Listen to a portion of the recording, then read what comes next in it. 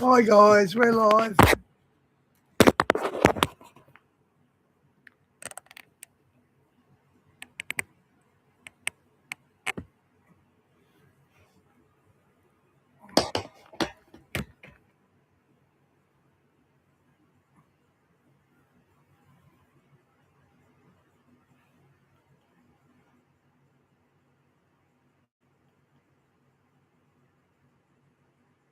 When my dad died, I was left practically nothing. I was so hurt and confused. So I spoke to Balboshev. They've seen it all before. Balboshev sorted it out. Thanks, Balboshev. With Woo, gain insights into how you train, sleep, and recover. Enforcement to stay home and turn everybody loose on the ICE agents. And then when the ICE agents have to get physical, then you want to crucify them. And then you holler, you're going to bring in the National Guard on the ICE. Hey, Di, good to see you. Minnesota's not its own country. I'm sorry, dude. You're not your own country. I'm sorry. You don't get to do that. So what is going on here? And why ain't the media calling this guy out for what he really is? An insurrectionist, communist, knucklehead. That's his word. Knucklehead. And I'm serious about this. I'm not. Hey, Barry, good to see you, mate. One moment away from being this vice Always president, do, mate. And he's involved in a $9 million fraud Somali daycare fraud scheme while he's trying to threaten the United States federal government. I mean, is anybody listening to me? Am I the only guy on the earth here? I'm just a little preacher from the cornfields of Indiana trying to stay warm in Florida. And these guys are running crazy, running amok. And they're spending money like drunken sailors. And nothing against sailors, I'm sorry. But I'm just saying. Can I get a song? Mike's going to be here in a minute. What's going on here? Why can't we understand what's happening? How come my mouse ain't working? What are we doing? Getting crazy. It's absolutely getting crazy out here. I woke up pretty late today, Bobo. I was pretty tired. That's all right. Because your song moves. Formerly Jacob. Your song moves. Mike Renable. You are the silence in it.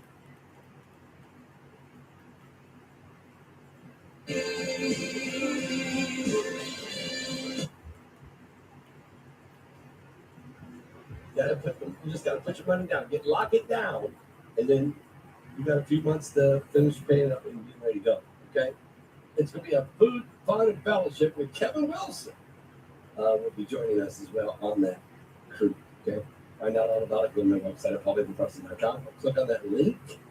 You can go down in the description of this video, of this broadcast, once it's done. You'll see there's the Caribbean cruise link.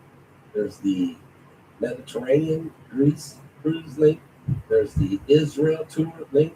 And there's the Egypt tour link. And you can go to any of the four you want, or 3 out of 4, or 2 out of 4, or all 4, whatever you want to do. But get ready, okay? Click on the links, get registered, get signed up, put your down payment money, and be ready to go. It's going to be great. Everyone, it's going to be great. Mike Renable is going to join us here any moment.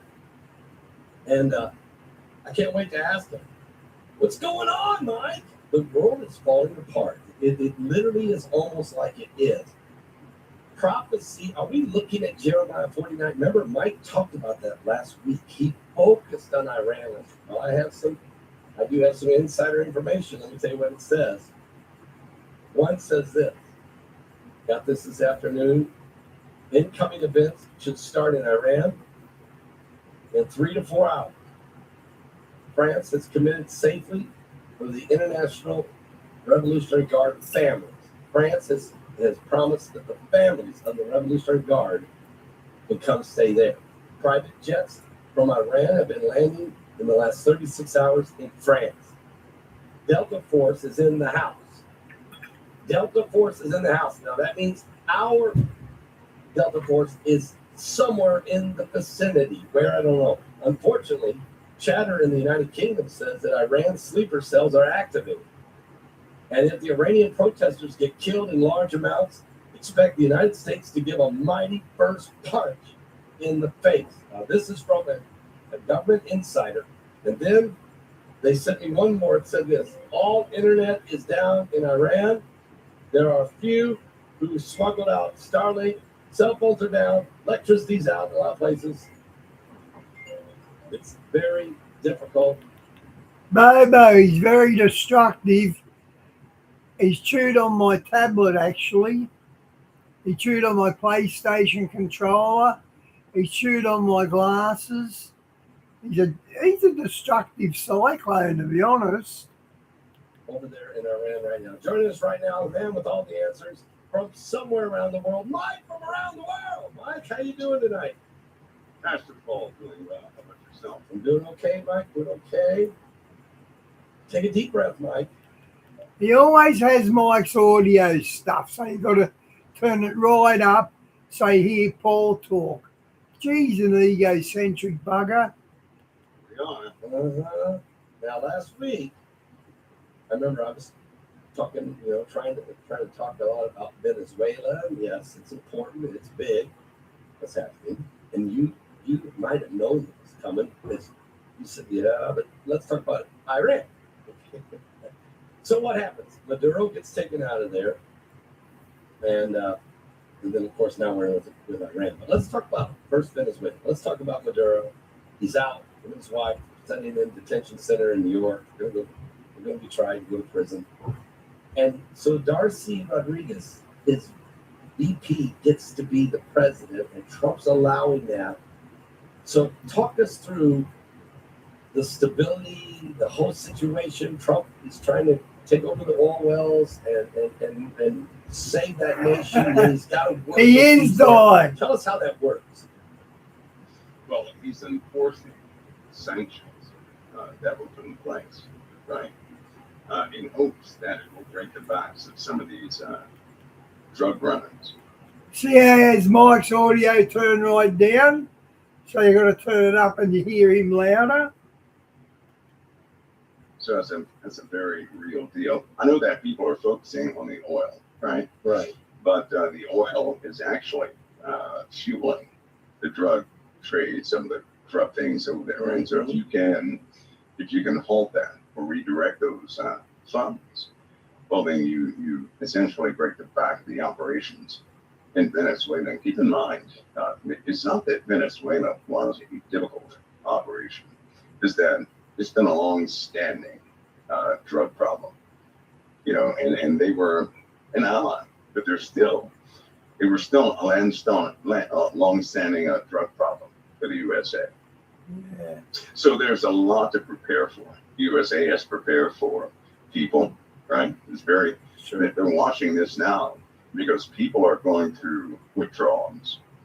So you can expect strange crimes. Oh, you're talking start about the happening. people in America who can't get their Yes. drugs. Oh, So man. crime, as far They're about to dry out. Oh, that's horrible drying out, guys. as home invasions, people are going to have to be vigilant. They're going to have to. All they have to do is lock their cars, lock their homes up, right? And because some of these folks are desperate out there, and it's not that all people on drugs are violent. It's not what's happening. They're more petty crimes. Hey, boss. than Good to anything see you, else. mate. That's got to be an ongoing problem, right? Which is why they released 2 more medications for anybody who's going through withdrawal symptoms. And if they are going through withdrawal symptoms, they all take advantage of it, right? So yeah, because in other words, this is a chance to get off.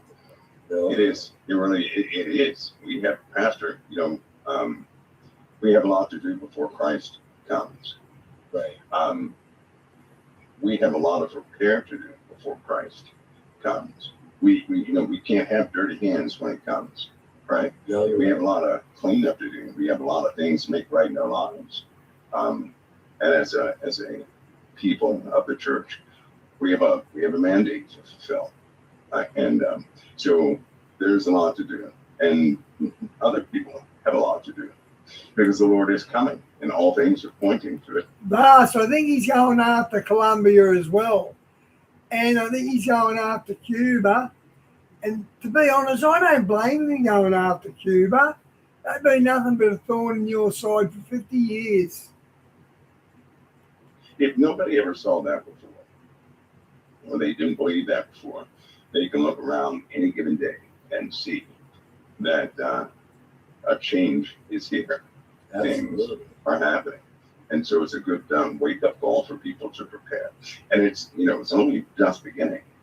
This is what change looks like, right? Everybody may not agree with it, but we've been doing the same thing for countless years, stuck in the same situation with the same problems.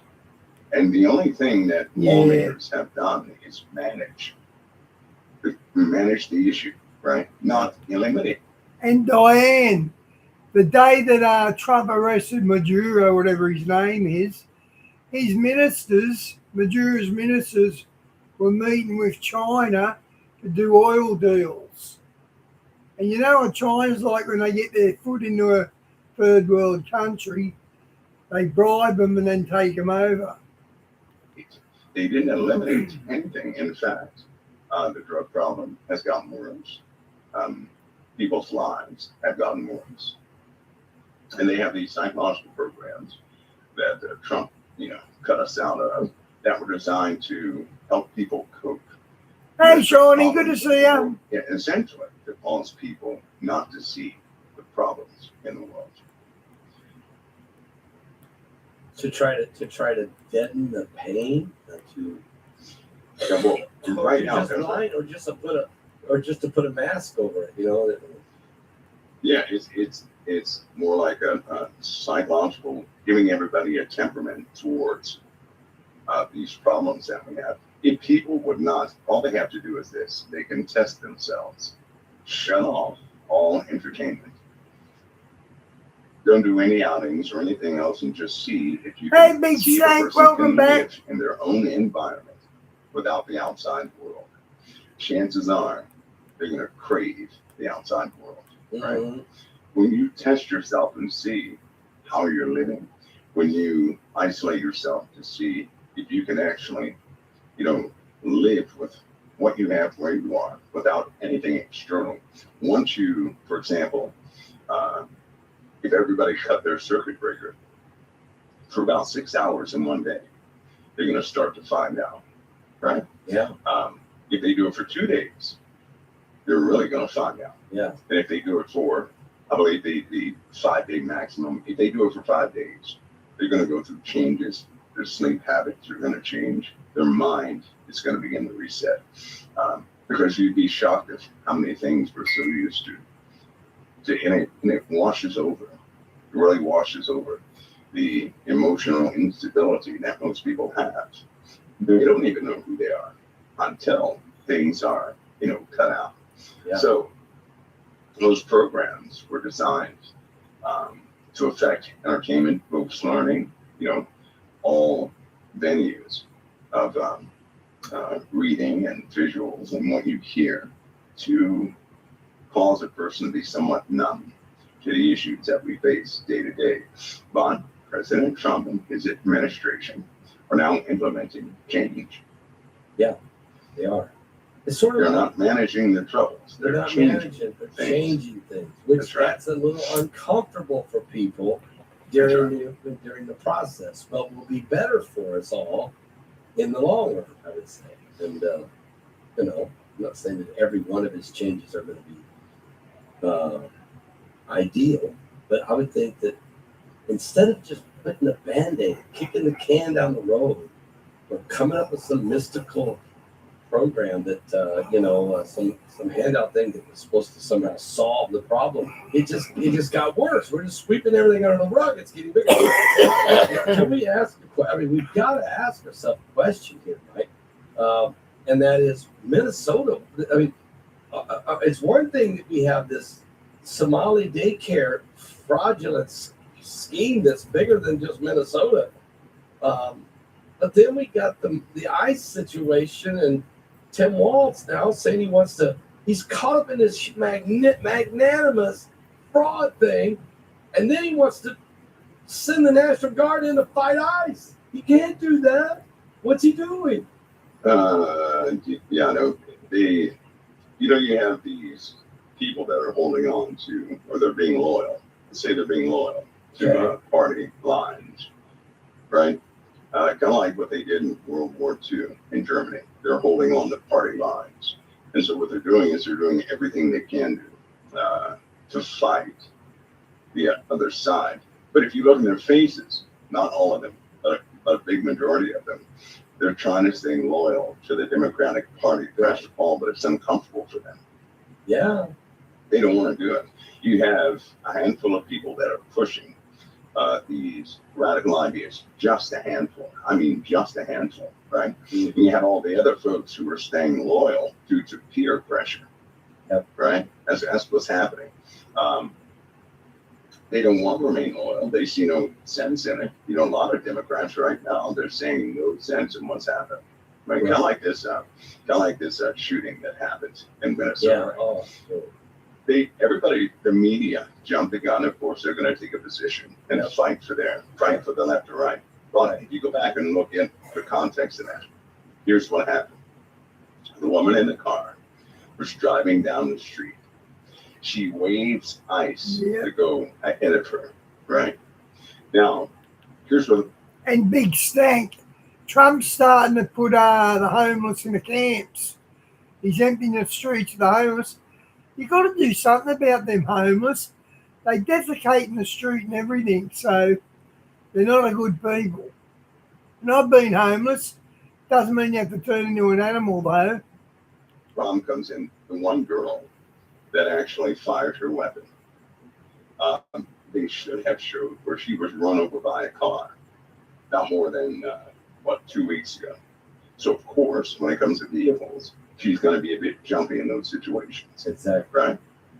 She did not have the context of that situation. She did not see the girl wave them on. She didn't see that. You can see that on the video.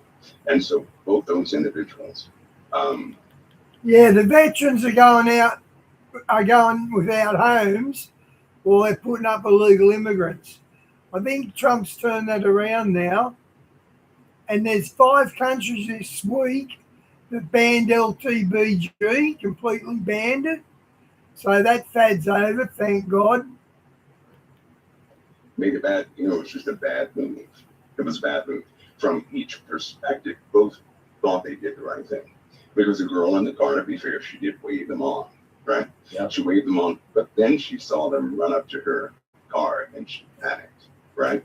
The other girl that had the weapon, that fired the weapon, she was already run over once, and she saw this car headed right towards another ICE agent, right? So what is she going to do? Yeah. Right? Anybody would have done the same. Diane, I was unaware how bad the homeless were in the States until about 12 months ago. I saw someone go through Philadelphia's drug streets. I was shocked that America's got shanty towns. I was really shocked at that, because you basically got little shanty towns. Okay. Anyway, so it's unfortunate. It's one of those unavoidable things. They're trying to spin it. It's a tragic loss of life, but there's going to be an outcome to it. When you can already see this continue. This is about number 5 or 6. Was maybe a little more than that. But the point is, they're going to have to implement a policy that when ICE comes into a city or neighborhood, ICE is going to have a mandate, right? If they're going to operate in a certain area, they're going to have to lock that area down. So nobody's out there impeding operations. Do they need the help of the state police, county police, local police? Yeah, they're going to need all of them, but they're going to have civilians and protests out of the way, and there's one way to do that. Only one way.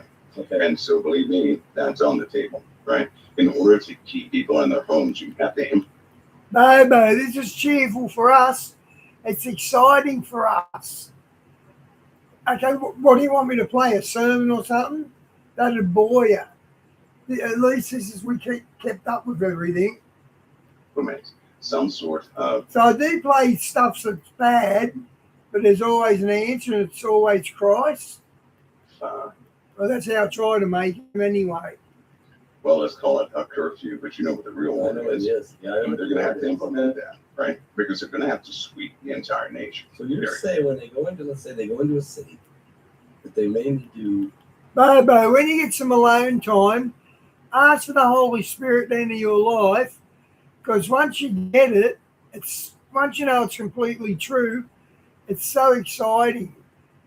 Let's just use the word curfew, Mhm. and maybe it's a 2-day curfew, it's a 3-day curfew or whatever, and then that's the period of time when nobody's to be on the streets. If you do, you're pretty well going to get arrested. Then that's the period of time they go and they make their moves and That's right. instruct the people they need to. That's right. Wow, That's right, because nobody's moving. That's not going to go You over can't- well with the American public. You know that, But if they saw an area, right, say for 2 days, Yep. and they implemented that, but they went through that town, no incidents, right? Yep. And, that means anybody who breaks out and runs from their home, they're guilty. Nobody else is getting hurt. They may not Right. like it for us. They may not like it. But it would be safer. it could be a necessary thing. Or they can continue to have shootings and protests and people being harmed. ICE agents are harmed every day, so are the protesters. It is senseless, useless, violence. They also should emphasize that if anybody is an illegal, to simply turn themselves in. Well, I think Right. Christy, Yeah, Bobo, you bring a funny vibe to the channel. We enjoy you, mate. Norm has been. She did at one point. Not so much Vas. I don't think Vas, or Vis, as you say, I don't think he's as happy here. Are you, Vis?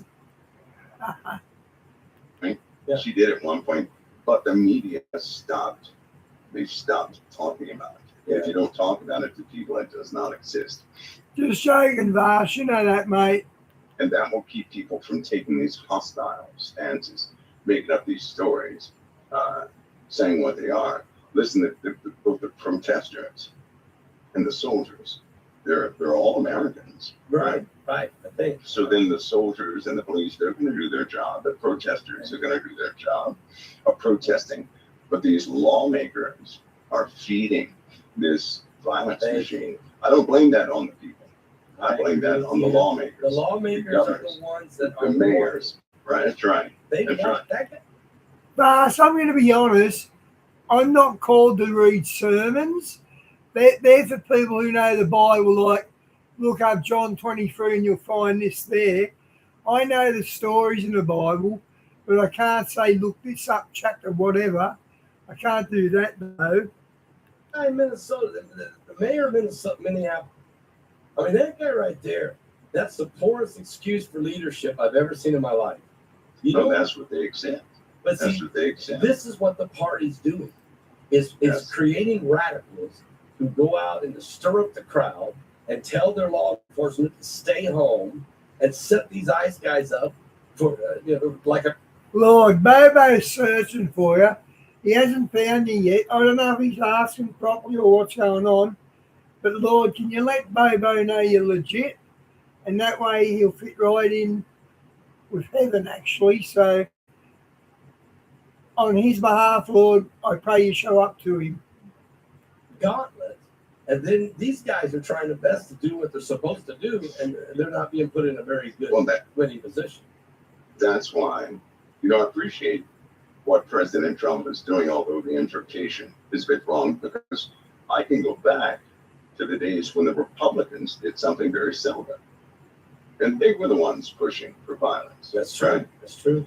And so Trump comes in, he's not pushing for violence. He No. wants these illegals out of the country, and that has to be emphasized, not the violence part. So you have people with these older ideologies, which, to them it's war. It is not a war.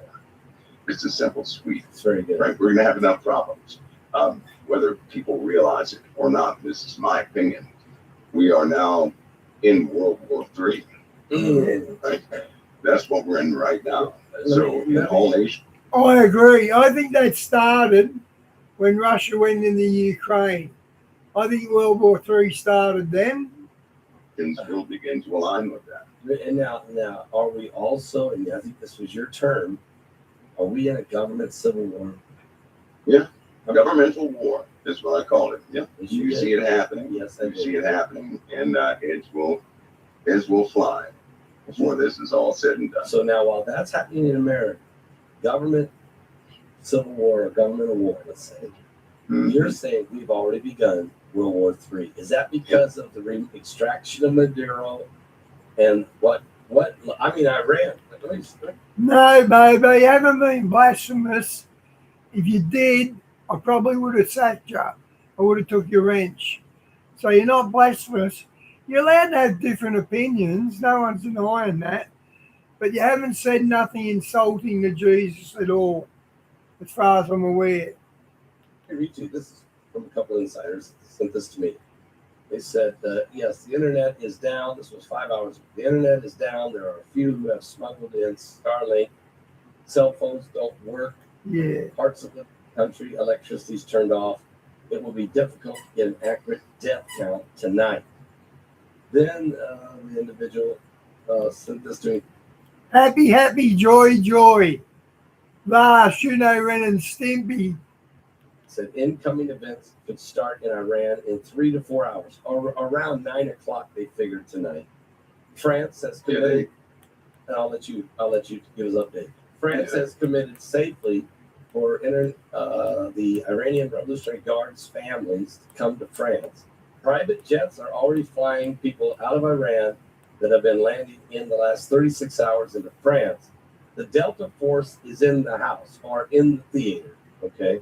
And unfortunately, chatter in the United Kingdom says Iranian sleeper cells are activated.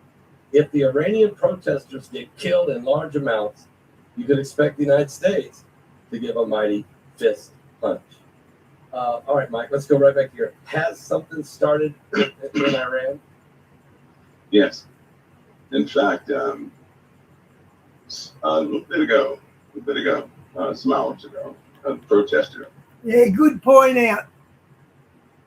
Good point out, Shawnee, We're starting to hit some of the about Paul killing Jesus. Good point out. law enforcement with their vehicles. Oh, Fires have been started, banks have been burning Not down. killing Jesus followers. All sorts of things have been happening. Part of the infrastructure is under severe damage right now, right? So those in power have diverted remaining resources to themselves naturally. mhm. But yeah, it's already started, and you have pushback, of course. Chemicals are being used in certain areas, and Oh, no. all sorts of things are happening. So yeah, it's begun. It's begun. Are they going to? I know you were around in 1979, so was I. Young, I mean, high school, but yeah, are we seeing another revolution here? But this time back, they want the Shah. They want the son of the Shah. I think he is right, the crown prince. Yeah, he has a meeting with Trump coming up. Yes, he does. Right. So it looks like that could be some sort of installment proposal coming up. And because he was back in the news again. And so normally when somebody gets in the news again, the people get comfortable. All of a sudden you see that person in power. The problem is those Iranian officials, they want war, Yeah. right? Yeah. They want war right now. It's a very dangerous thing. Here's why. You have loose nuke materials over there. They could find their way all throughout the Middle East tonight, right? You have things happening tonight that are abnormal. You have, yesterday, you had Russia doing some very dangerous things right there with in front of NATO, right? They gave a demonstration essentially last night that they could hit NATO. NATO had no warning before they were under a type of missile strike. And in Ukraine, of course, Ukrainian folks were warned, but not in time, not time enough. Now, Russia did notify the USA that these are not nuclear weapons. Okay. That was yesterday. They had to do that. But it was not, a friendly phone call. It No. was just a courtesy this time, right? But what they launched, Pastor Paul, was it literally looked like lightning bolts I hitting see the them. ground. I It see was them. that fast, right? They were so like boom, boom, boom. Yeah. Yeah, that's the second time that Putin has utilized that type of equipment out there. So, yeah, he's going to do it again. He's normally when he does that, and he has his own ideologies, but he's preparing to really do some damage, right? Russia, it's very important for Russia to propel some sort of idea of strength all the time, Yeah. right? Yeah.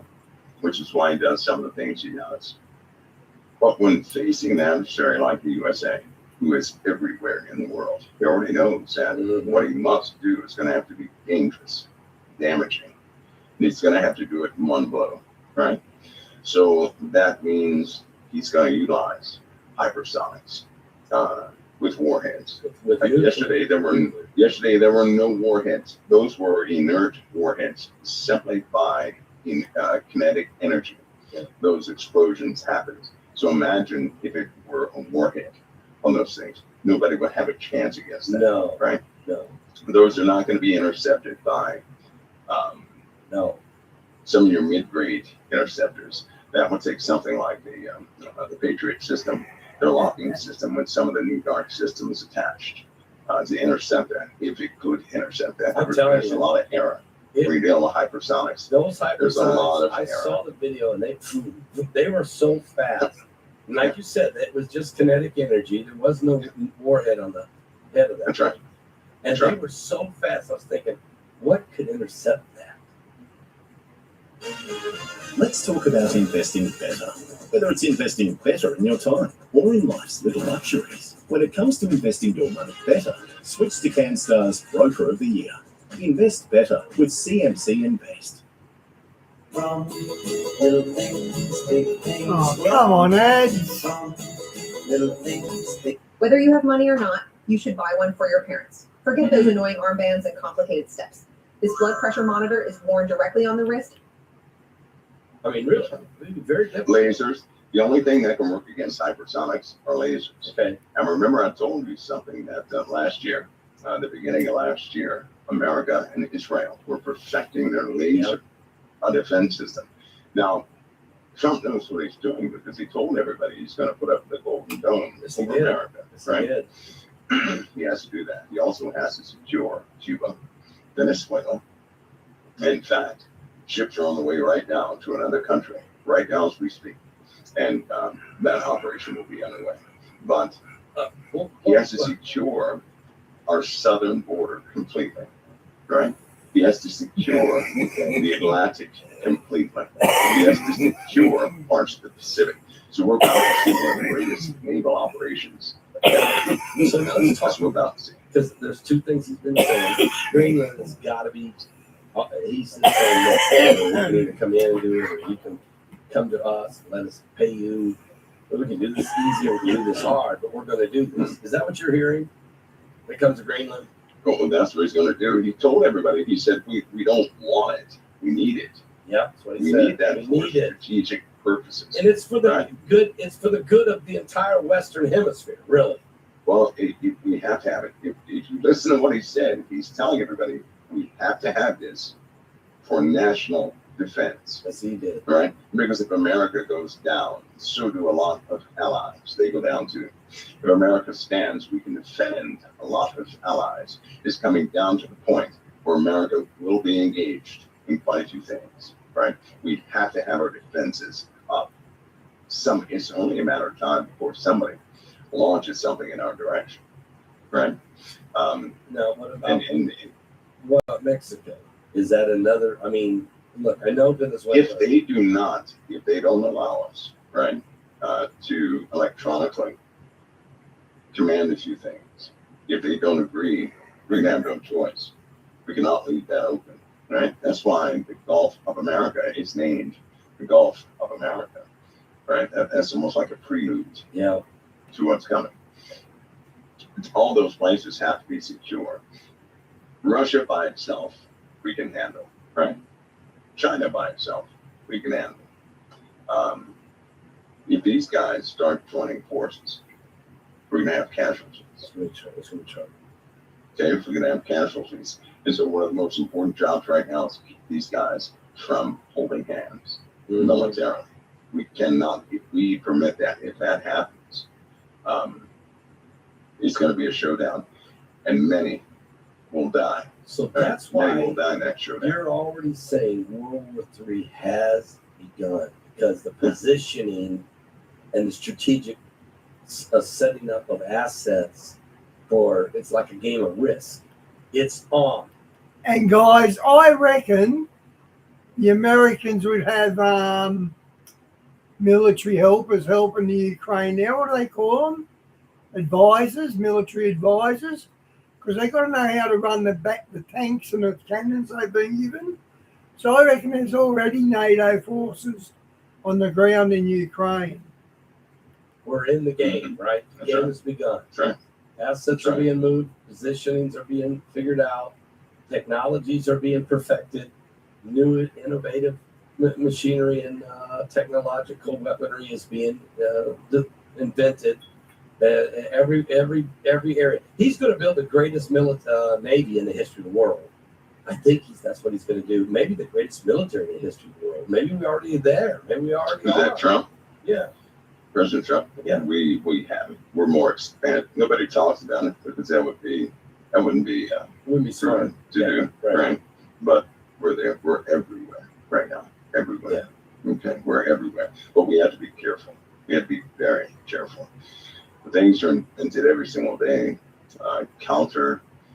You have all these communications devices, and there are counter communications devices. We have problems with the sun, right? That has caused major issues with all military forces.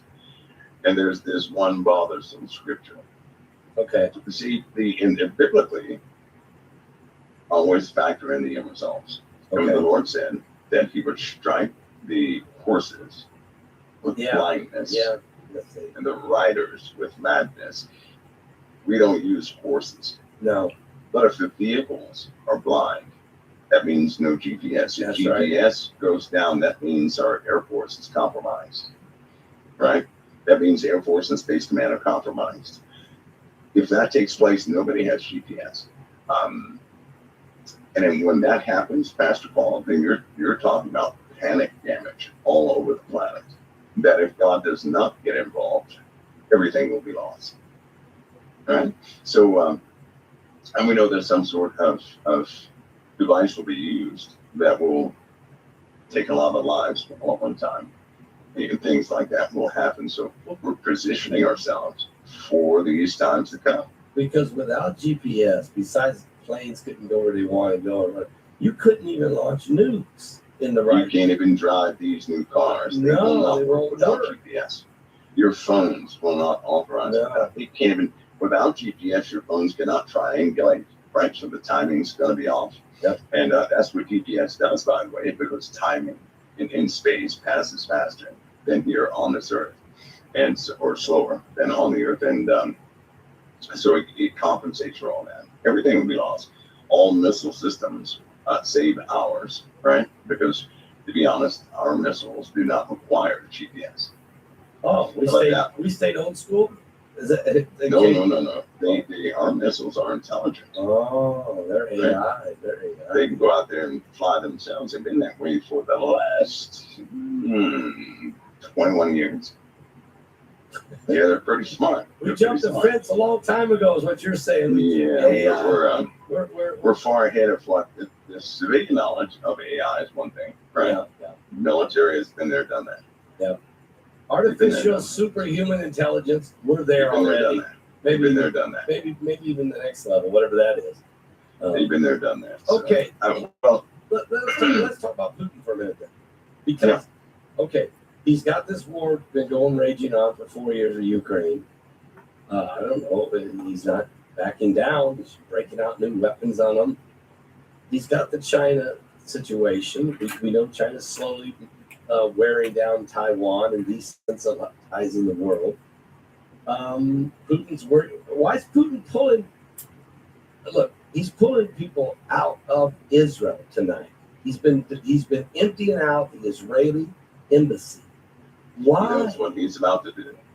Iran is in trouble, correct? Yeah, he's pulling them out of there They too. have, we have Delta operators on the ground, according to the news reports that are out there. We have Yeah. Delta operators on the ground. So we have, we have forces out there. Delta Force. So that means there's going to be a support, there's going to be support parameters put in place for Iranian officials.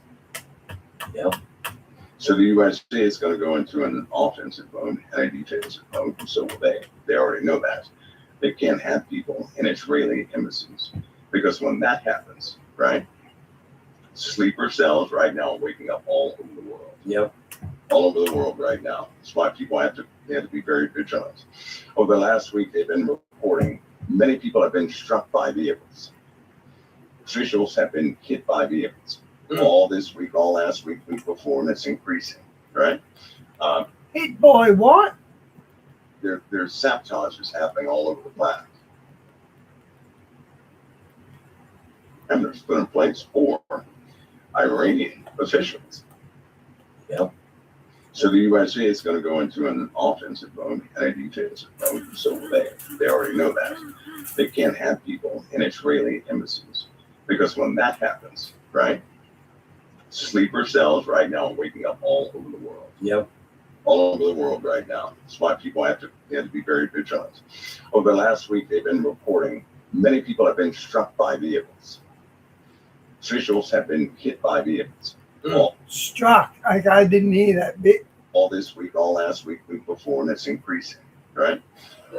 There's sabotage is happening all over the planet. So things are happening that are very difficult to forecast. We are in a spot, and Putin understands that he can't leave his people for the sake of information, because he's not going to have those people exposed to the Mossad, right? To extract information from. He's going to get everybody out of there. Whenever they make a public statement like that, there's also a communication to the USA. Yeah. Okay. So those are in fact communications. Certain moves that they make are communications more than anything else sometimes. But it's a chess move.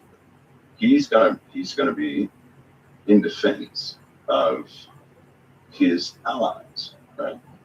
He's gonna be in defense of them. Putin, you say Putin?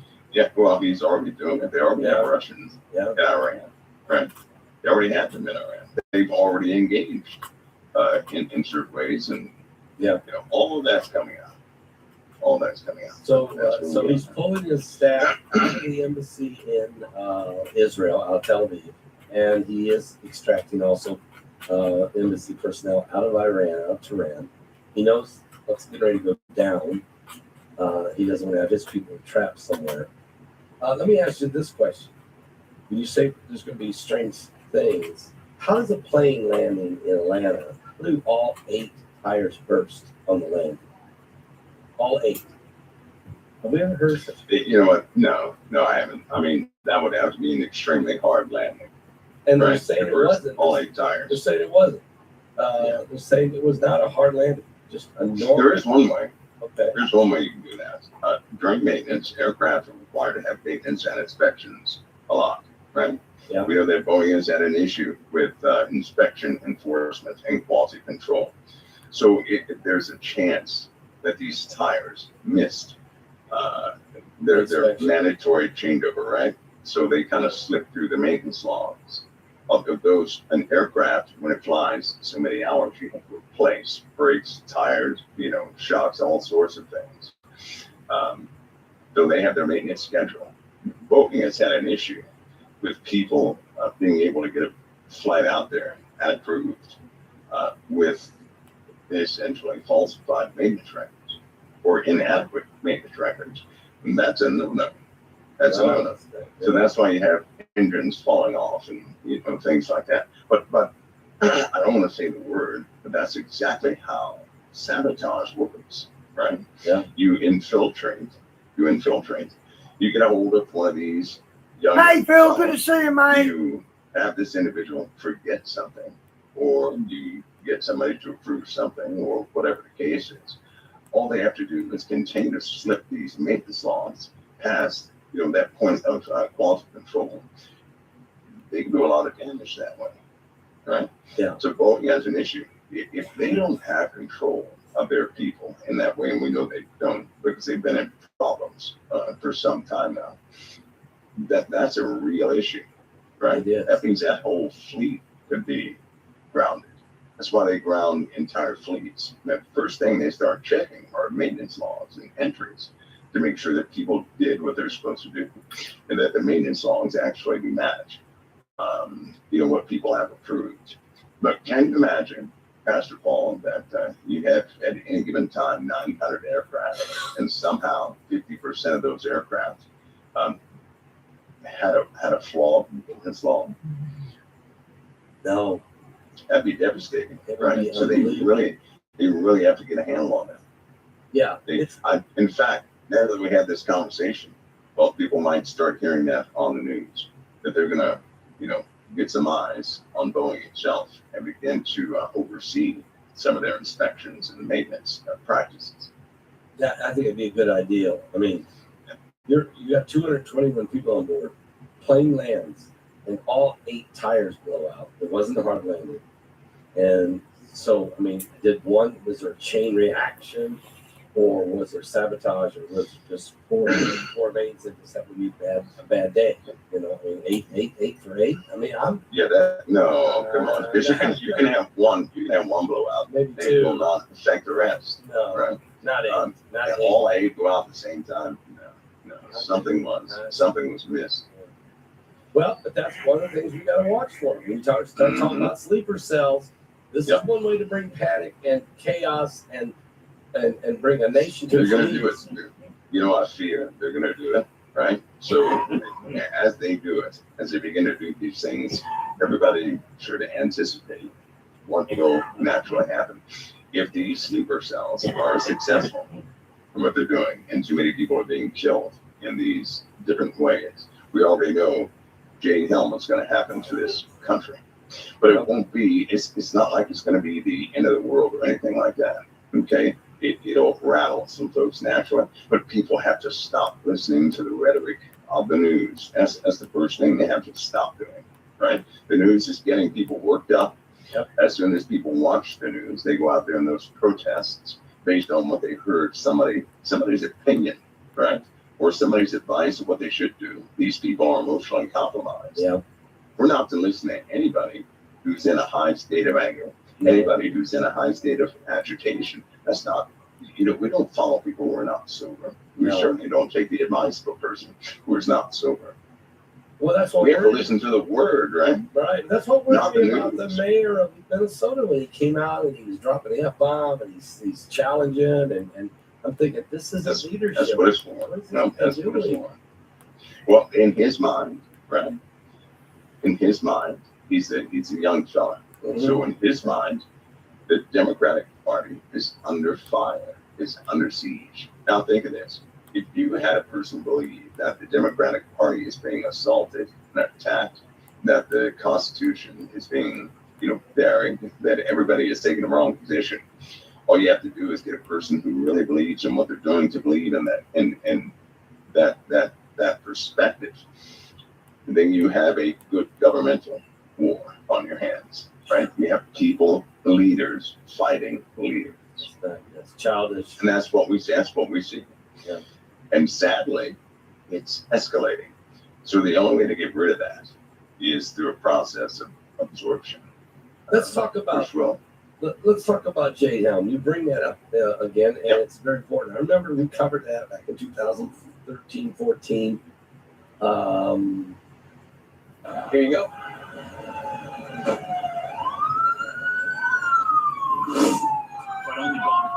Hey, imagine getting your mitts on a better kind of.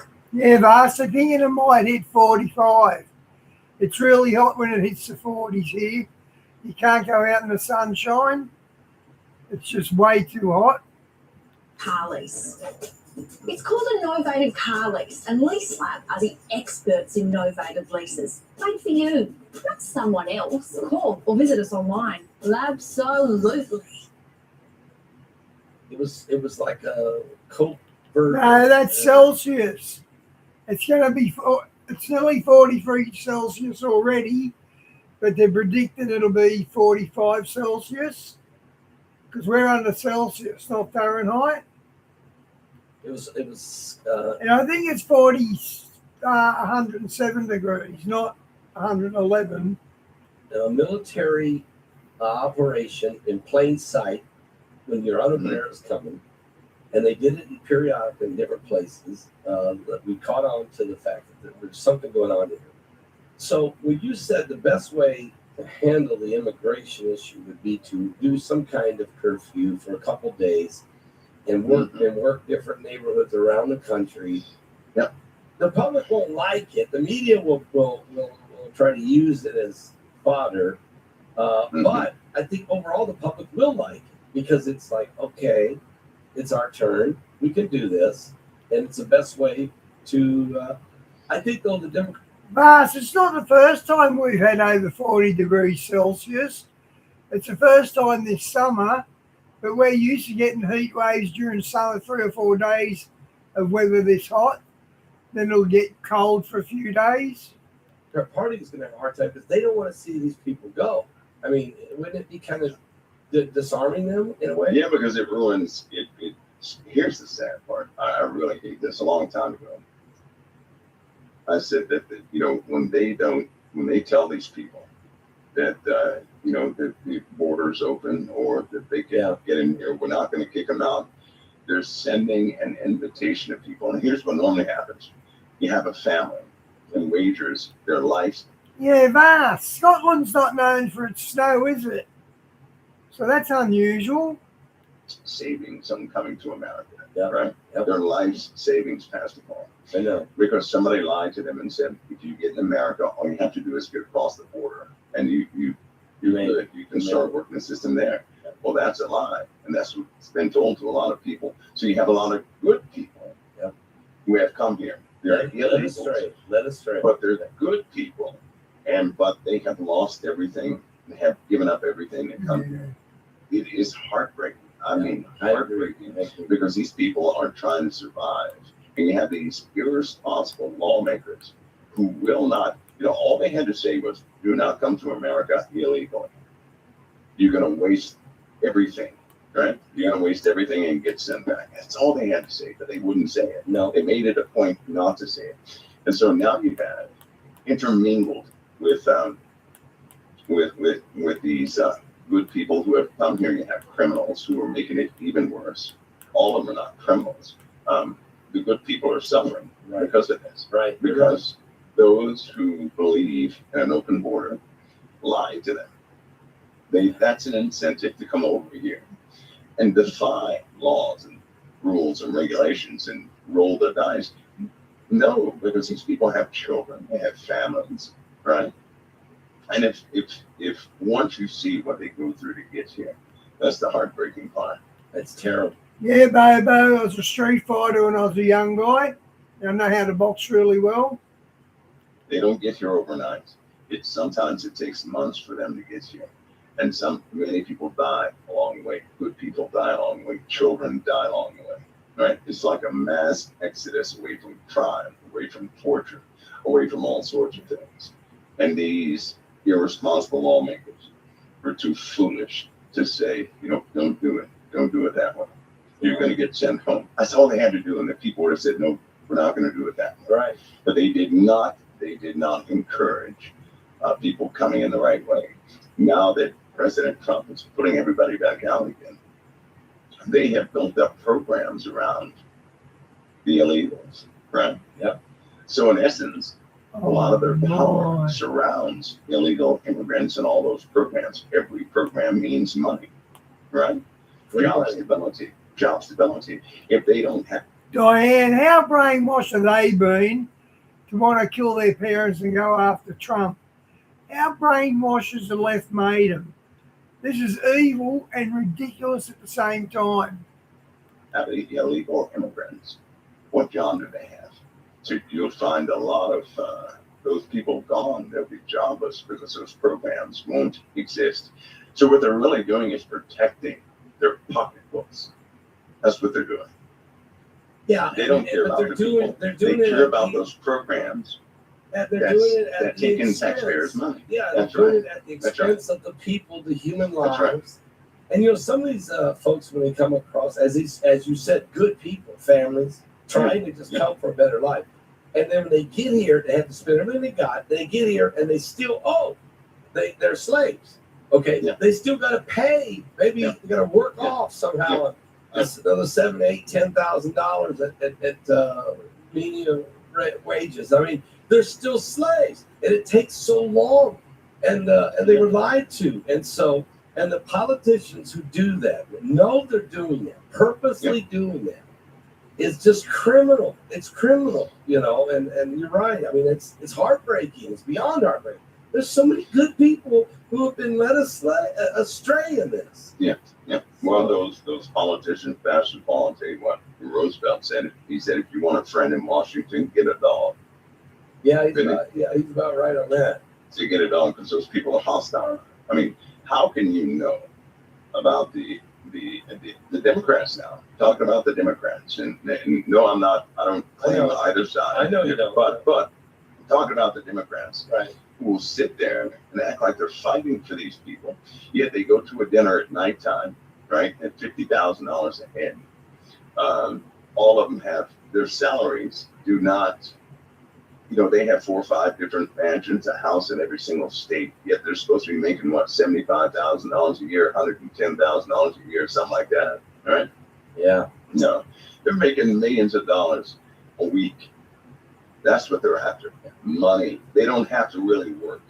All they have to do is run their lips, fill out papers, and argue, right? Yeah. They he should really get that. He should be a forfeiture pay. Or and if you become a government official, you should not. It should be just like the Lord set it up at one time. You remember the Levites Right. were not to own any No, property. we're not. They could not own a thing. That way, they were in the priesthood, Right. and they were doing what they were doing for the right reasons. Right. As soon as they abolished that, many of the Levites went astray. They started doing weird things, started marrying outside of Israel, this, that, and the other. Yep. But the government officials should go through the exact same thing. Wow.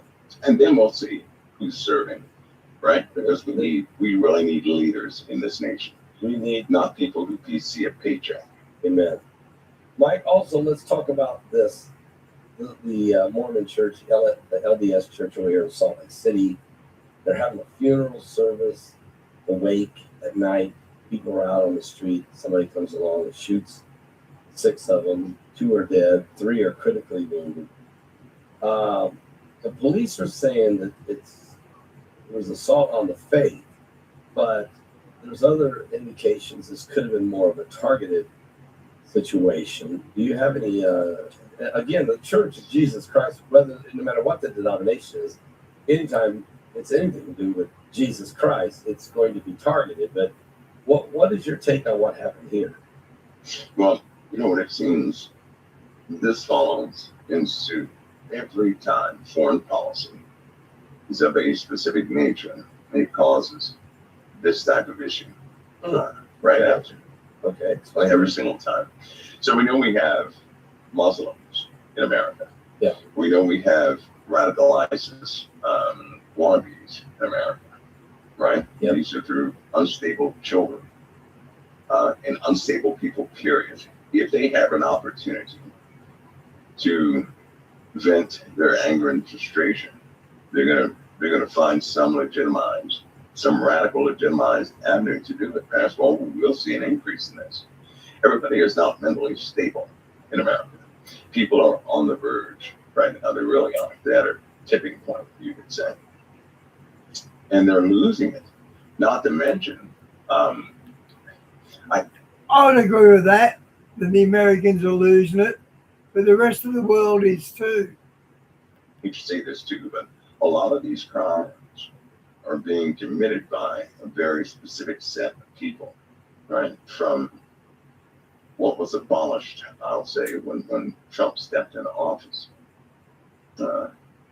Those individuals, they want revenge. All right, think of this scenario: a person who can make a change, a radical change to themselves, so radical they cannot. There's some of those people, their mindset is out there, right? So if they get enraged, they're not going to give up revenge. They will act.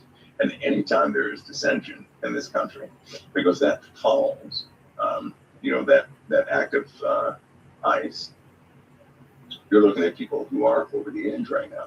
Yeah, right. They're pushed. And every time, again, we're back to the leaders who speak these violent things, where they expect they're going to tip these people are not mentally stable. And so when they hear Vast, do you think that's what's going on? The vax? an official say, I think it's a bit more deeper than that, but you might be on the right track. harsh things, they will take that call upon themselves and begin to act. Yeah. Never fails. It always happens that way. Well, all right, Mike. Now, another quick question here is, will the Ayatollah make it in the next week? By next Thursday night when we're here, is he still going to be in charge of Iran? Good question. Well, it depends. Listen, with Delta operators on the ground, right? Yep. If the order's given, He'll be out. then that's it for him.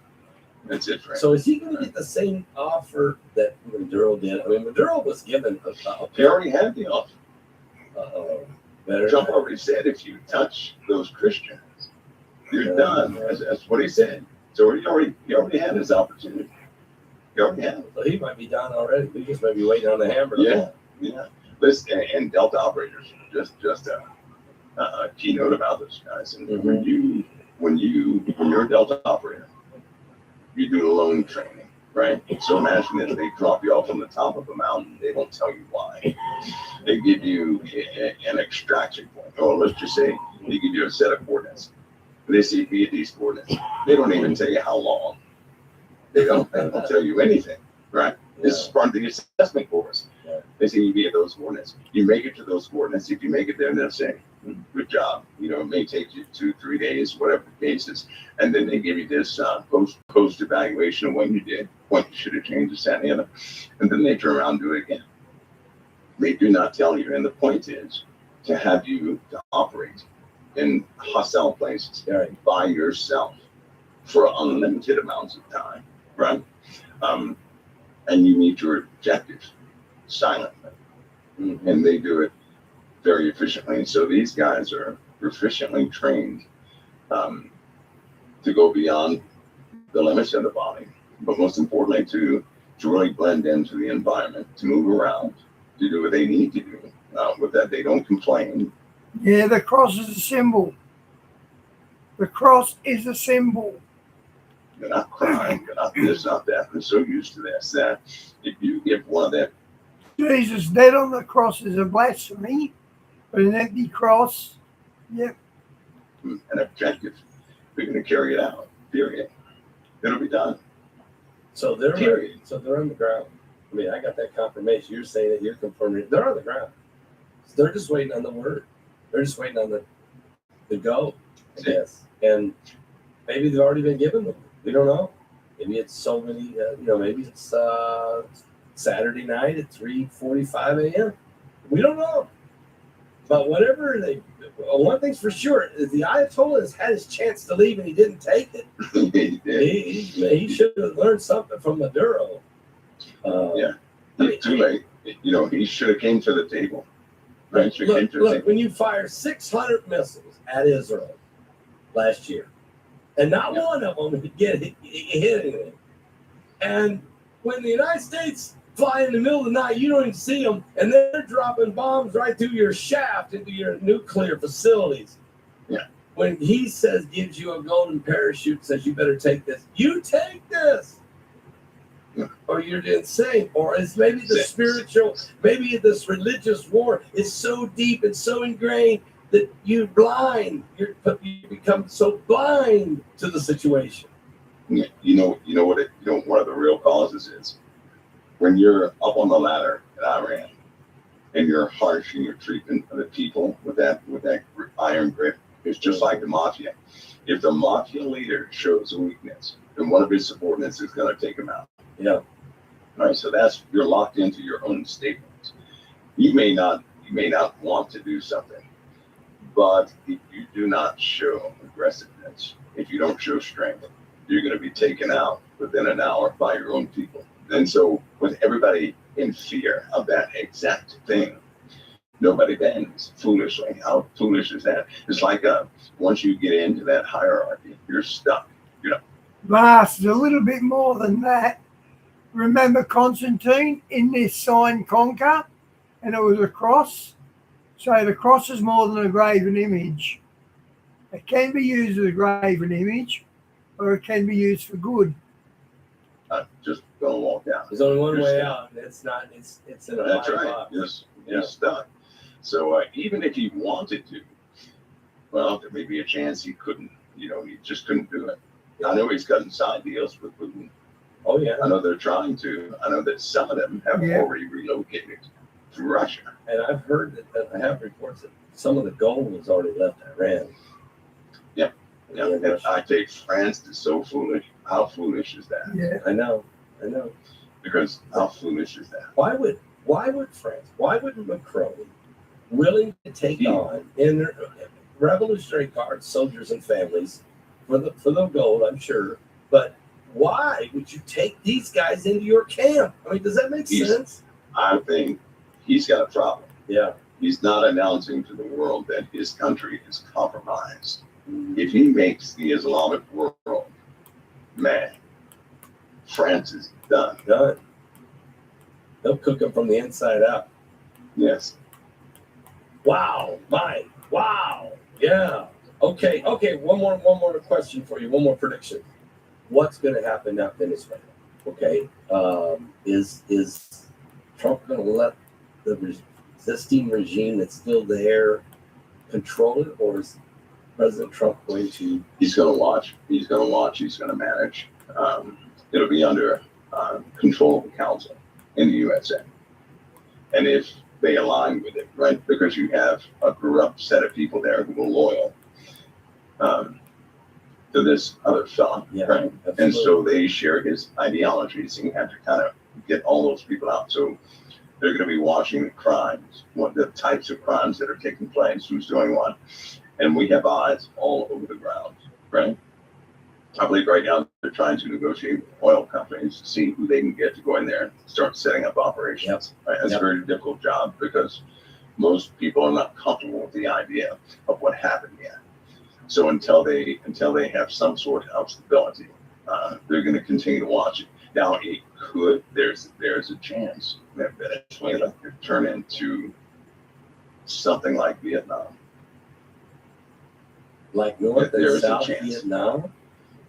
There is a chance that could happen. It could divide.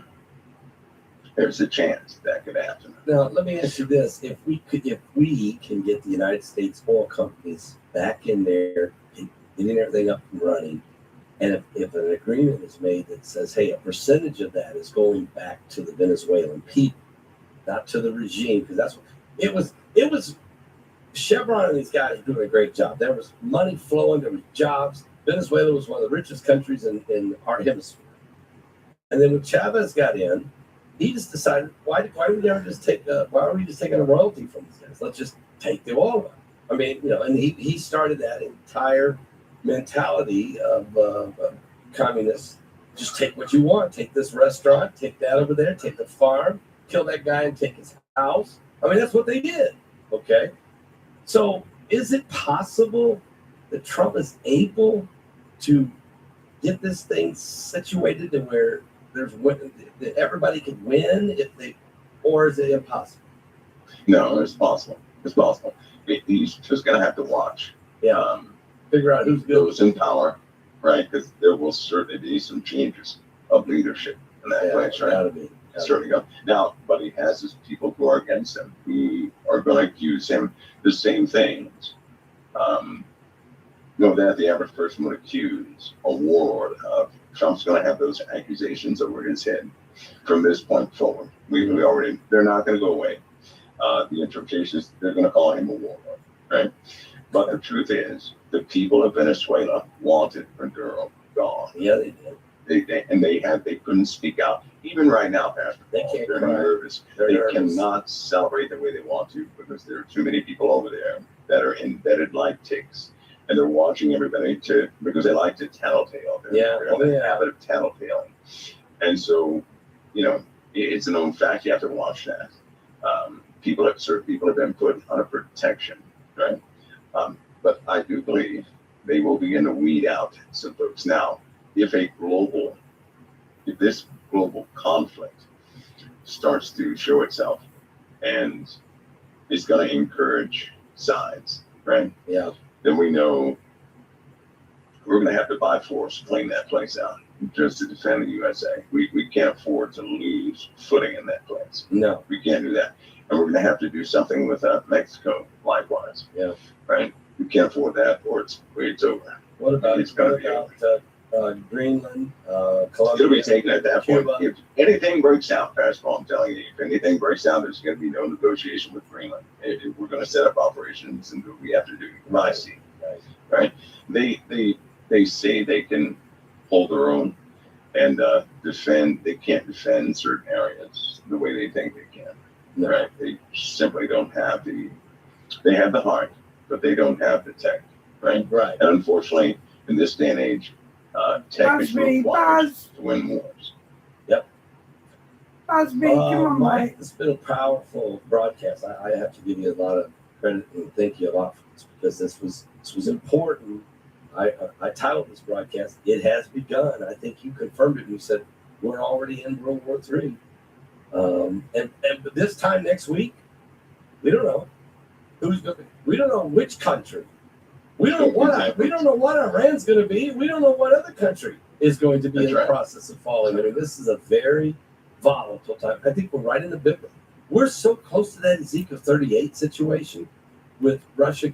Bo, there's no such thing as holy water. That's a Catholic brainwash. Getting out of Iran, getting out of Israel, yet the hook is still in the jaw. You know what I'm saying? Yeah, and you know what? That is that hook in the jaw, right? They have an interest in the Middle East. They cannot believe. There's been a lot of high-level discussions with Turkey taking place, right? Yeah. They can't leave. They can't survive without the Middle East. They can't do it. And so, if Iran, for example, before that territory is completely lost, they will intervene. Now unfortunately, we know that somehow darkness will get the upper hand for a season. Yeah, we know that. Yeah, we know that. Right? So I think that's something also people should prepare themselves for. What are you getting? But until that happens, What are you getting? we have a job to do. Amen. And even when it happens, we still have a job to do if we're here. But You going to the shops? we have a job to do, or we wouldn't be here at all. Right? And there's a lot of personal preparation that people have to get themselves. We With can get mash. houses cleaned up before the Messiah comes back to see him. Well, we got to make Because we can't ourselves have ready. we can have spots and wrinkles. No, can't have no spots and wrinkles in our garment. Nope. Got to get some cleanup. That's why we need to keep working on on who we are with Christ. And Amen. but we got to take care of there. I'll say that. Yeah. Mike, thank you so much. I really enjoyed it tonight. I really did. I learned a lot. I've seen some different perspectives. I think the audience did too. So God bless you. Thank you. Pastor Paul, God bless you and thank you. Thank you, Pastor Paul. But I have the honor. They baptize with water, Bobo, but there's no such thing as holy water like the Catholics say we can sprinkle it on people. At least I don't believe there is anyway. It's over, guys. Go to the next one. Which one? This one.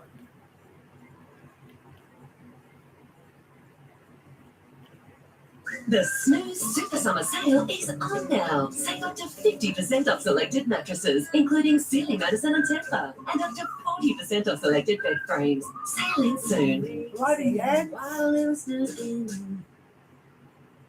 Advance. It's a word shaping a way of life. And coal, metals, and minerals like those mined by Glencore help to Life is full of noise. Tune out the noise and tune in. Enforcement to stay home and turn everybody loose on the ICE agents. And then when the ICE agents have to get physical, then you want to crucify them. And then you holler. No, I went to the wrong one.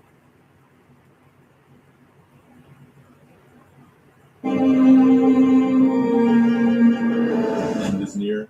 Biggest tragedy just happened in Jerusalem. The whole world is shocked and scared. Jerusalem is not just another place on the map. It is the heart of faith, the crossroads of history, and the stage where so many ancient promises and warnings were first spoken. And now, something has happened there. The sky. Guys, did we watch this yesterday? I've already watched this, but I don't know if it was with you or on my own. Does anyone remember? Didn't behave the way skies normally do. The stones beneath the city seemed to reveal things long hidden. People said they felt something shift, not only around them, but inside their Hey, own Andrew, bodies. you good to see Like you, the air mate? itself was trying to say something. So, we're going to walk through what really happened in Jerusalem, why it shook so many people. The catastrophe falls down Jerusalem. The catastrophe did not creep slowly toward Jerusalem. It did not give warnings, delays, or gentle signs. One moment the city was living under an ordinary sky, people moving through their normal routines, and then in the blink of an eye, everything shifted. Flash floods came surging through the streets. Hail the size of stones fell with crushing force, and the sound that filled the air was described by witnesses as violent, explosive, and impossible to escape. Within just minutes, streets cracked open, rooftops caved in, cars were destroyed, and places that had stood unchanged for generations suddenly looked unfamiliar. What shocked people most was the timing. In only 7 minutes, the damage was done. And while scientists can talk about pressure systems, unusual storms, or climate events, the Bible reminds us of something deeper, that nature itself can be commanded, and sometimes it becomes part of a message. Throughout Scripture, moments like hail, floods, and sudden destruction are never presented as random chaos. They appear as interruptions, as if God touches the ordinary and forces the world to stop long enough to pay attention. That is why timing matters. That is why location matters. And that is why the weight people felt afterwards seemed heavier than the storm itself. Jerusalem has lived through countless tragedies, yet this one carried a different tone. It behaved less like coincidence and more like a signal. Over and over, the Bible shows that God does not only speak through written words, he also speaks through events, through creation, through patterns that unfold right in front of our eyes. Psalm 19 tells us that the heavens declare his glory and the skies reveal his work, and that declaration is not always gentle or beautiful. Sometimes it comes as warning, especially when hearts have grown numb and ordinary words are no longer heard. In prophetic writings, nature often becomes a messenger. Joel describes the land trembling and the heavens shaking, not to entertain fear, but to alert people that something deeper is happening. Isaiah speaks of the earth staggering under the weight of human rebellion, almost as if the moral order and the physical world are mysteriously connected. Again and again, Scripture shows that. Yeah, thanks, Vass. Yeah. I watched a bit of it last night then. Disasters are rarely meaningless. They shake illusions. They expose how fragile everything truly is. They invite people back to humility. Amos paints the same picture. Famine, drought, plagues, and destruction, each one followed by the painful reminder, yet you did not return to me. It does not say every tragedy is punishment, but it does teach that tragedy is never empty. It teaches, confronts, interrupts routine, and pushes people to ask questions they usually avoid. Hebrews later explains that God allows shaking so that what is temporary can fall away, and what is eternal can finally stand without competition. And at the center of so many of these stories is Jerusalem. The Bible calls it the place where God chose to put his name, a city loved, warned, protected, and yet so often resistant. Jesus himself wept over it, grieving that people did not recognize the path that would have brought them peace. While they're at it, I reckon the Jews should go in and pull down that mosque. While they're at war with Islam, tear down the mosque. They're going to go nuts anyway, so get the upper hand. Scripture connects Jerusalem to future events, to global shaking, and to signs that would trouble the nations. Jesus warned that signs would appear in the sky and fear would rise among people, not so we would panic, but so we would stay alert, awake, and able to discern the moment we are living in. The stone of Jerusalem. Jerusalem has always been known as a city of stone. Everywhere you look, there are layers of it, ancient walls, carved pathways, foundations buried beneath newer foundations, each one holding stories of war, prayer, faith, and struggle. For centuries, people believed these stones were unbreakable.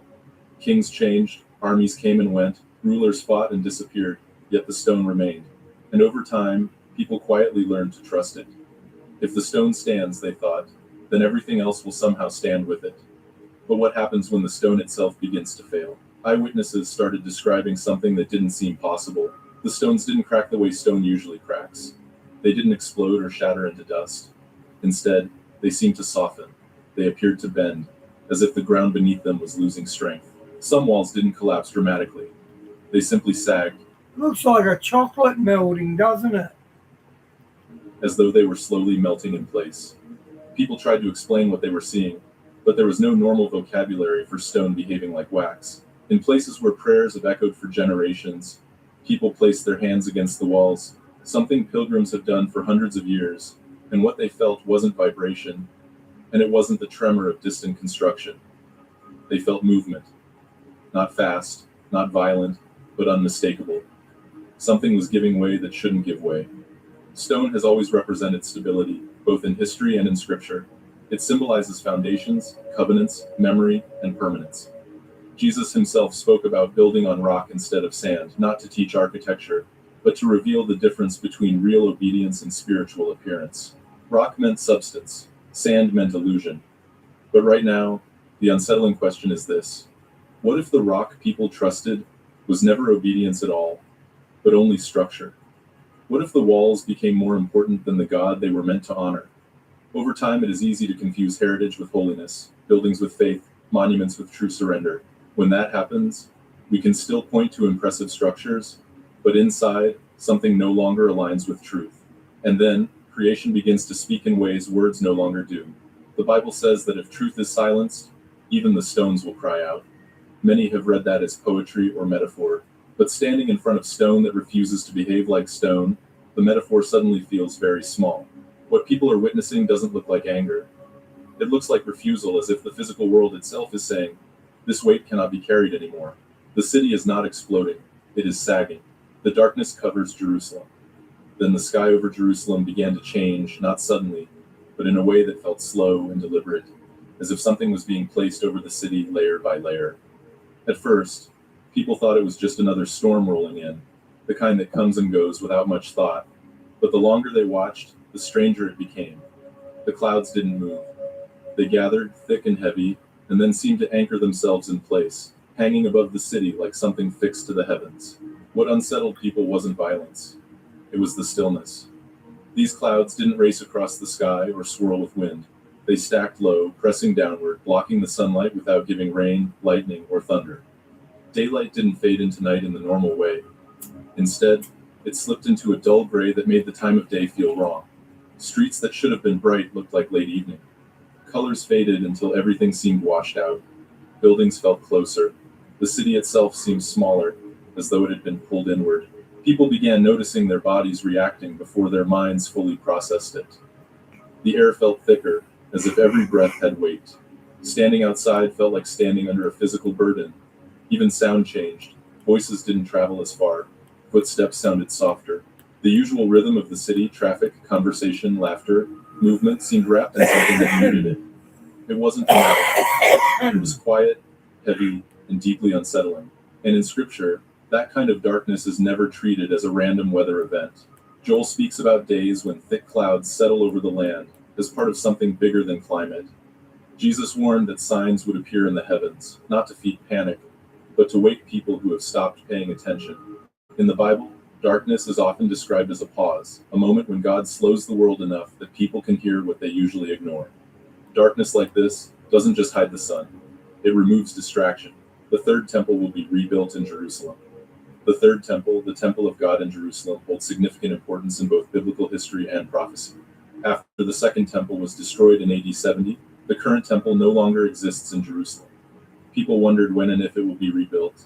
Many conclude that the temple must be rebuilt before end-time sacrifices are halted, as prophesied in Daniel 12:1. What does the Bible say about the third temple and when it might be built? After the destruction of Solomon's temple, the Jews were subjected to 70 years of captivity in Babylon. Afterward, God began the process of returning them to their homeland to rebuild. The No, it's in Asia, Bobo.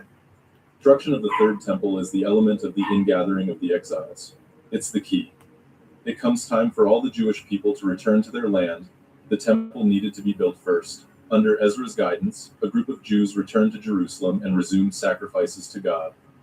These sacrifices were performed before work had even begun on the second temple. This shows that only an altar is necessary for sacrifices to be offered. A temple is not a requirement. In Ezekiel 40-48, we read about a vision of a future temple.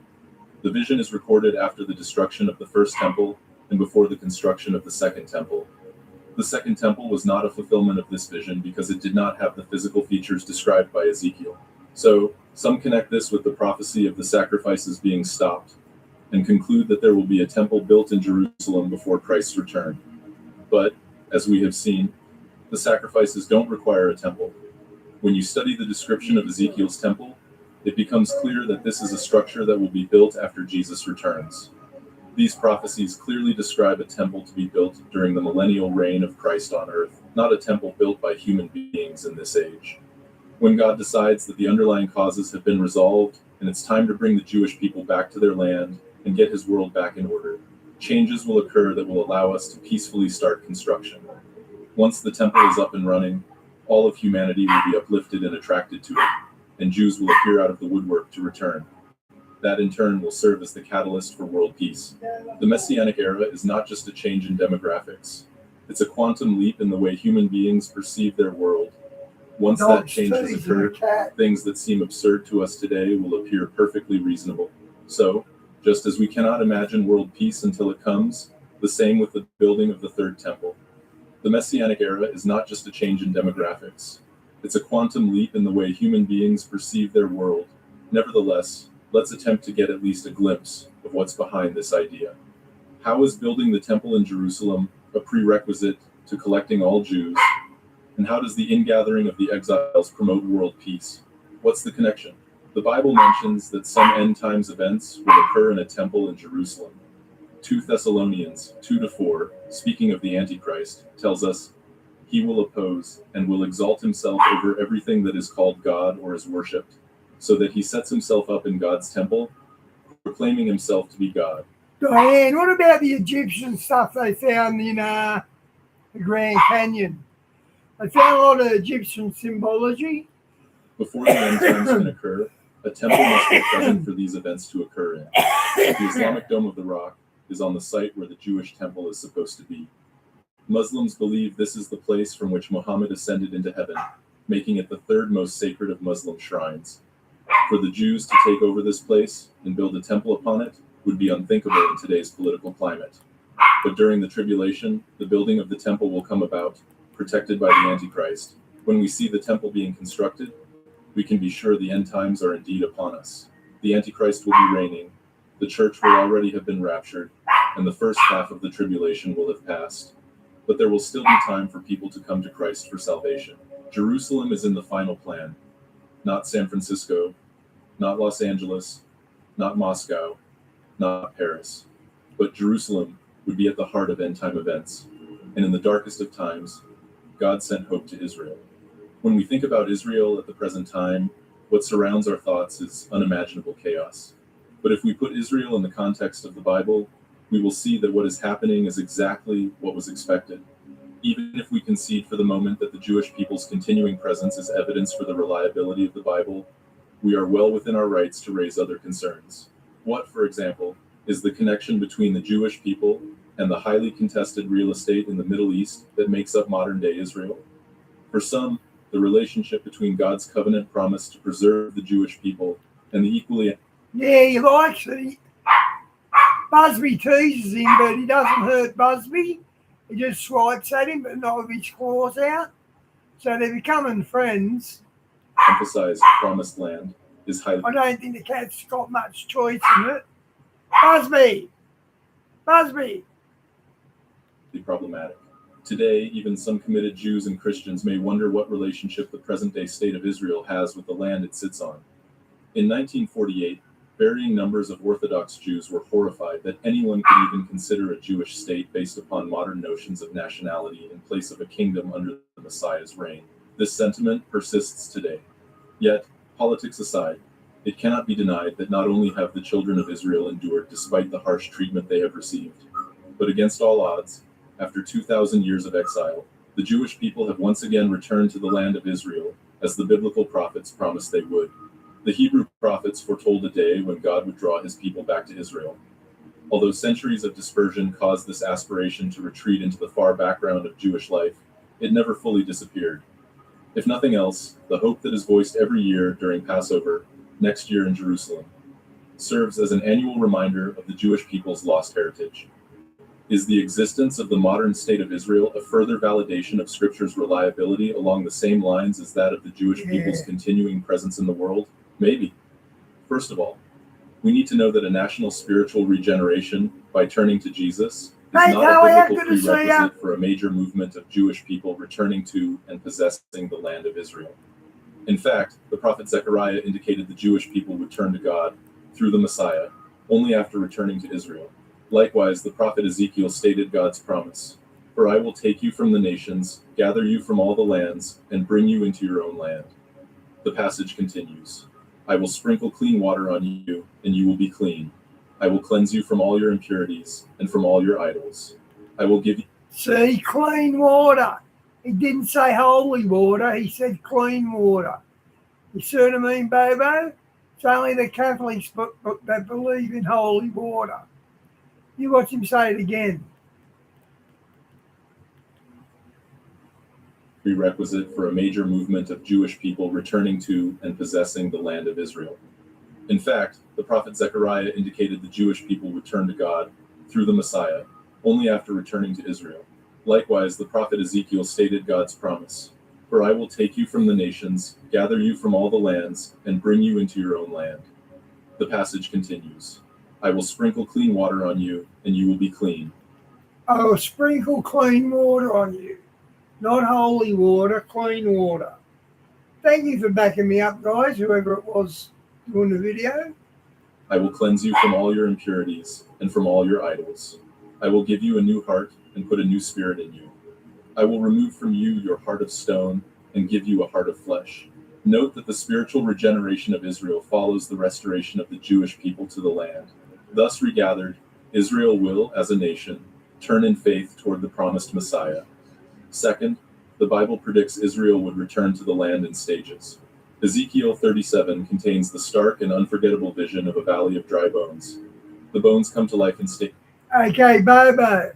I've seen exorcisms on YouTube, and the ones that are successful, I've never even seen one that throws water around. I've never seen a video of that throws water around. First sinews on the bones, then flesh, then skin. As holy water.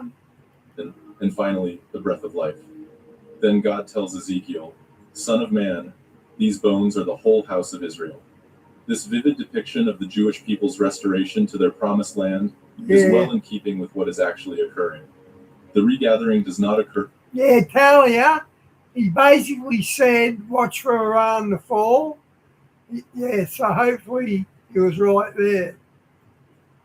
For instantaneously. What else did he say, guys? March around the world. What else was it? Rather, it is a process culminating when the nation as a whole receives the Messiah, according to Jewish expectation. The dry bones represent Israel in exile, without hope. The process of the bones coming together with sinew, flesh, and skin refers to the successive waves of returning Jews before Israel's rebirth. This is, in fact, how the Jewish people have returned to the land. There were 5. That's a great take on the dry bones. That's a really good take. Separate aliyot, as known as immigration waves from 1,881 to 1,939, returning Jewish people from Europe to the Promised Land. After Israel's birth in 1948, an estimated 1 million European Jewish survivors of the Holocaust came to Israel. followed by a majority of the 800,000 Jewish people driven from their homes in Arab countries. More recently, 1.5 million Jewish people fled the former Soviet Union and immigrated to Israel. These immigration waves show how the Jewish people have returned in stages. The body without breath represents unbelieving Israel, restored but not yet regenerated. Finally, according to this passage, God breathes life into these bodies, representing the day when all Israel turns to the Messiah. Third, the Bible predicts Israel would return to her land through persecution. God will So I read the original Exorcist. You're right, it was a little boy. And wasn't it his grandmother that influenced him in the Ouija boards and that? use fishermen and hunters to pursue his people It's from near Chicago. back to Israel. This metaphor for persecution has been literally fulfilled in Israel's rebirth. Since the birth of modern Zionism, the primary motivation for return to the land of Israel has been anti-Jewish persecution. In the last 100 years, Tsarist pogroms, Polish economic discrimination, Nazi genocide, Arab hatred, Soviet repression, and more recently, an alarming rise in European and North American anti-Semitism have driven Jewish people. Andrew, we got troublemakers in our family. We just get rid of them. We don't. Once they're toxic, they're no good to anyone, so we don't hang around them no more, even if they are family. Back to their homeland. Fourth, the Bible predicts that, after a period of exile, the children of Israel would return to reestablish national identity, thus setting the stage for the arrival of the Messiah and the consummation of history as we know it. At that time, the Messiah will deliver Israel from her enemies. Do the facts of history, particularly the emergence of a Jewish in the Middle East, line up sufficiently with the predictions of the Hebrew Bible to form a credible connection? Since Israel has returned in unbelief, in stages, through persecution, the establishment of the modern state of Israel likely fulfills the predictions of the ancient Hebrew prophets and sets the stage for events yet to come. The return to Zion is powerful evidence of the truth of Scripture. It is beyond remarkable that God would restore a dispersed and persecuted people to their land after 2,000 years of exile. Given the relationship between these events and the predictions of the Bible, would you say it is more or less likely that this has truly come about by the hand of God? And if the above is true, what impact should this have on our lives? Certainly, we should pray for the peace of Jerusalem. Also, if the return of Jesus is linked to the Jewish people turning to him, then how should we view Jewish evangelism today? This question is answered by the Apostle Paul in Romans 11:29. As God's people, we must do all we can to reach Jewish people with the message of the gospel. We jokingly say that the Jewish people are just like everyone else in the world, only more so. Having said that, I do believe that the Jewish people are unique among all the people of the world. It is not that they are better than anyone else, or smarter, or more numerous, but they are God's chosen. God has chosen Israel, and he will never abandon them. It didn't always seem like a great deal to be chosen. After all, being Jewish has exacted a price in our history, from the Crusades to the pogroms, and even to... Oh, Bobo, Ouija boards work. They're a portal into the abyss. My voice is going high again, guys. Today, in 21st century, we live with the constant awareness of the Holocaust, even though we may not have gone through it ourselves. Nevertheless, many of us lost family members and may even know survivors. Vast, I wouldn't even have one in my house. When I became Christian, I threw out a lot of my New Age books. I had some pretty good books. That one event of history, perhaps because it is so proximate to us in time, has left its mark on the Jewish soul and shaped our lives and identities. So when we ask, what does it mean to be chosen? We don't really know the answer if we are not connected to God's word in the scriptures where that answer is found. For many Jewish people, the whole idea of being chosen is a mystery. It seems that it has brought more pain and suffering than it has brought happiness and joy. That is because the moment God said to Abram, I choose you, Satan also said to Abram, I choose you too. While conflict and persecution rages here on earth between Israel and the nations, and even Israel and the church, I think there is another instigator to all our troubles in the unseen realm.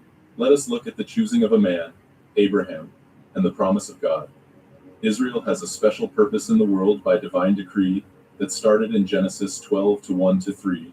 In these verses, God establishes his relationship with the Jewish people and the nations, meaning the rest of the world, through a covenant with Abraham. Now the Lord said to Abraham, Go forth from your country, and from your relatives, and from your father's house, to the land which I will show you, and I will make you a great nation, and I will bless you, and make your name great. And so you shall be a blessing. And I will bless those who bless you, and the one who curses you I will curse. And in you all the families of the earth will be blessed. Is a keeping of the crown. This covenant that God made with Abraham was unconditional. The first part of the promise was, the land which I will show you. The second part of the promise was, I will make of you a great nation. And the third part of the promise was that in you all the families of the earth will be blessed. When God spoke these words to Abraham, choosing him as the progenitor of the nation, he was doing far more than simply choosing the Jewish people. The choosing and forming of the Jewish people was actually a creative act on the part of God, since Abram was 99 years old and his wife Sarai was 90, beyond the years of childbearing. Yet from her came Isaac, and Isaac's wife, Rebekah, was also barren, and Isaac prayed to the Lord, and the Lord answered, and Jacob was born. And Jacob's wife, Rachel, was also barren, until God remembered her and opened her womb, and she gave birth to Joseph, who, in the providence of God, happened to be the preserver of life for the tiny nation of Israel, 70 people, who went down into Egypt and grew into the nation that Moses would ultimately lead out of Egypt hundreds of years later. So God is the one who is doing the creating and the sustaining of his chosen people. Amen. The covenant is unique in that it is unconditional and a witness to the world of God's faithfulness.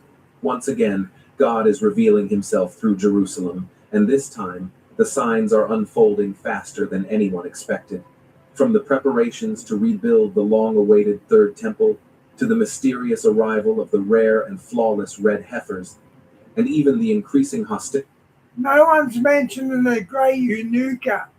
Remember him, guys? They said he was the Messiah, the Eunuka. They reckon he's alive now. We haven't heard much of him, have we, guys? Of nations aligning against Israel, it all points to one undeniable truth. Something extraordinary is happening in the Holy City. These are not isolated events. They are pieces of a prophetic puzzle, falling into place with stunning precision, echoing ancient scriptures that many thought would never come to pass in our lifetime. Jerusalem, the eternal city, is once again becoming the center of divine attention. And whether the world is ready or not, prophecy is knocking at its gates. So what just happened in Jerusalem? Is it merely coincidence? Or are we witnessing the hand of God moving once again in plain sight? Stay with us, because what you're about to see could change everything you thought you knew about the end times. And if you're passionate about truth, prophecy, and uncovering what's really going on behind the headlines, make sure to subscribe and turn on notifications. You won't want to miss what's coming next. 3 prophetic signs in Jerusalem. Something is shifting in Jerusalem. And the more we look, the more we realize these aren't ordinary developments. They're prophetic signs unfolding before our eyes, each one pulling us closer to a divine turning point. The first sign is the rebuild of the Third Temple. For thousands of years, the Jewish people have longed to see the sacred temple in Jerusalem rebuilt. The first temple, built by Solomon, was destroyed by the Babylonians. The second, rebuilt after exile, was destroyed by the Romans in 70 AD, exactly as Jesus had prophesied. And ever since, there's been a long, painful wait for the Third Temple. Now, that... And Diane, that's how you know it's Jesus, because we're being called up in the air. I don't think any deity's got the power to do that, like to move millions at once. That wait may be coming to an end. The Temple Institute in Jerusalem has spent decades quietly preparing for the return of the temple. Sacred artifacts have already been recreated, including the golden menorah, priestly garments, silver trumpets, and incense altars. Even the priests have been trained. But what most people don't realize is this. The moment the Third Temple rises, it sets off an unstoppable chain of events, prophetic events that the Bible says will shake the entire world. The book of 2 Thessalonians tells us that a temple must be standing for the Antichrist to enter and declare himself as God. That means, before the final days begin, the Third Temple must exist. And right now, in the heart of Jerusalem, that vision is closer to reality. than ever before. The second sign is the appearance of the red heifers. A temple is not enough. According to the book of Numbers, before any service can begin in the temple, it must first be purified. And that purification requires something almost impossible to find: the ashes of a flawless red heifer. For 0 years, no red heifer met the requirements, until now. In 2022, 5 perfect red heifers arrived in Israel, raised by a Christian farmer in Texas and approved by Jewish rabbis upon arrival. The news quietly shook religious circles around the world. Why would a Christian take part in fulfilling an ancient Jewish ritual? And why now? The heifers are currently being kept in strict conditions to preserve their purity. According to Jewish tradition, once they reach the proper age and remain unblemished, they could be used to create the ashes required for temple purification. That means we are not just witnessing prophecy, we're approaching its activation. And here's what makes this sign so unique. It ties the Old Testament and New Testament together. It's a bridge between ancient law and future fulfillment. And it's happening right now on a quiet farm in Israel. And the third sign is nations against Israel.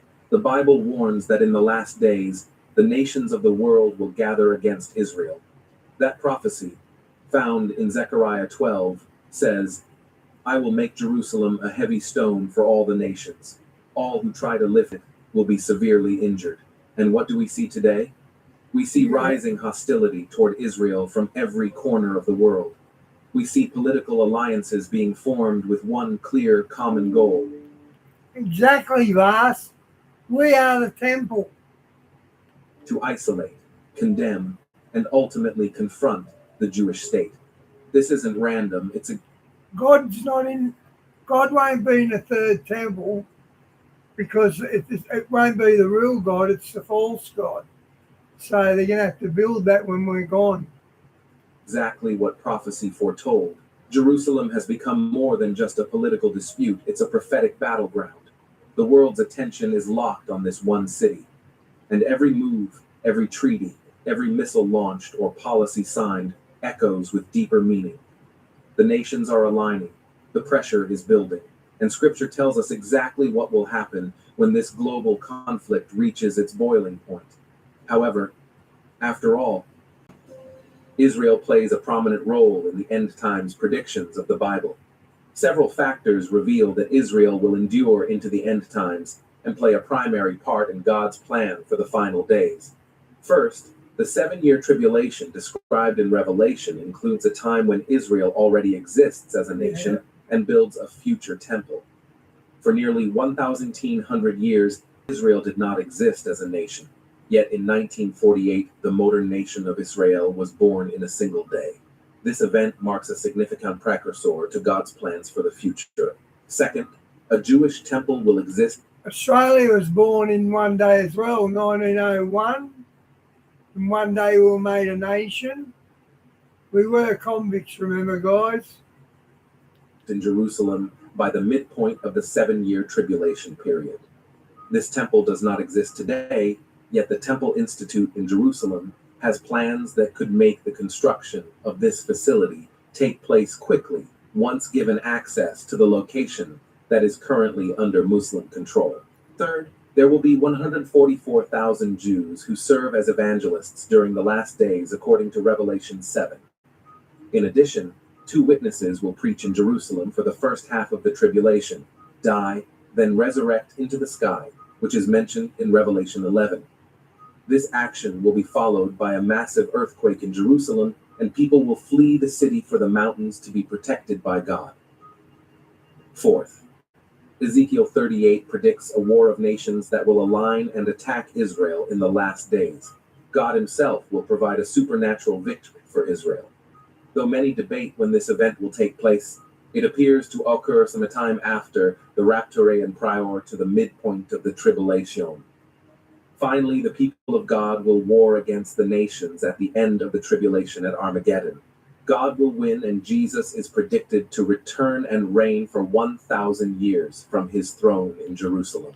Don't we fight them? And then on the brink of defeat, that's when Jesus comes back. Isn't that that's the way I always understood it? After this time, a final rebellion will take place, followed by a new heavens, new earth, and a new heavenly city called the New Jerusalem. Does what is happening in Israel today mean the end times are approaching? In some ways, the answer is yes. The rise of the modern state of Israel is an important part of biblical prophecy. The preparations for a new Jewish temple reflect what Scripture predicts will take place. The growing alliance of nations in the Middle East that oppose Israel also point toward the Bible's predictions. However, one must be careful to not interpret each individual headline as a fulfillment of prophecy. Jesus could return at the rapture at any moment, regardless of what is taking place in Israel today. Jesus told his followers, "See that no one leads you astray, for many will come in my name, saying, 'I am the Christ,' and they will lead many astray. And you will hear of wars and rumors of wars. See that you are not alarmed, for this must take place, but the end is not yet. For nation will rise against nation, and kingdom against kingdom, and there will be famines and earthquakes in various places. All these are but the beginning of the birth pains. We need not fear, but the fact that many predicted events appear so near fulfillment indicates the importance of faithfully following Jesus now. God chose Israel for a purpose, to bless all the families of the earth. But God doesn't just use and discard people. He made a covenant with Israel, and he will keep it, but it's for the benefit of the entire world and principally for the glory of his name. God's choice of Israel can send people into a fury that is visceral and deep. It's a fury triggered by God's sovereignty, clashing with human ideas of wisdom and justice, as if God isn't the very source of those things. At the same time that the Jewish people suddenly recognize and mourn for the one they have pierced, Israel will be restored in the sight of the whole world, and the nations will see that God meant every word. Bobo, they can time travel already. I don't think they can in the body, but they got the Vatican's got this thing called a chronovision, and it can look into the past. He said, "The restoration of Israel will take place when the kingdom of God is established from Jerusalem. Bring on God's kingdom rule." No matter how difficult and chaotic humanity's current times are, God has told us it's all going to be okay. More than that, it's going to be absolutely amazing. Jesus likened end-time events to labor pains, but people often forget that birth pangs result in a birth. An expectant family won't focus constantly on the contractions and the agony of childbirth, though smart to be forewarned and forearmed, but rather they get busy painting the room, collecting clothes, and getting excited to meet the new member of the family. They are getting ready for something wonderful, something to look forward to and celebrate. With all the talk of end times, most people forget to actually look at the end. Instead of looking at the painful birth pangs, let's look at the picture painted in biblical prophecy of what will happen when Jesus comes again. The Messianic age is going to be incredible. Jesus tells us to watch, to pray, and to be ready. We are warned in the parable of the 5 foolish virgins who fell asleep not to fall into complacency. God esteems those who yearn for his appearing, not those who mock and scoff, saying it will never come.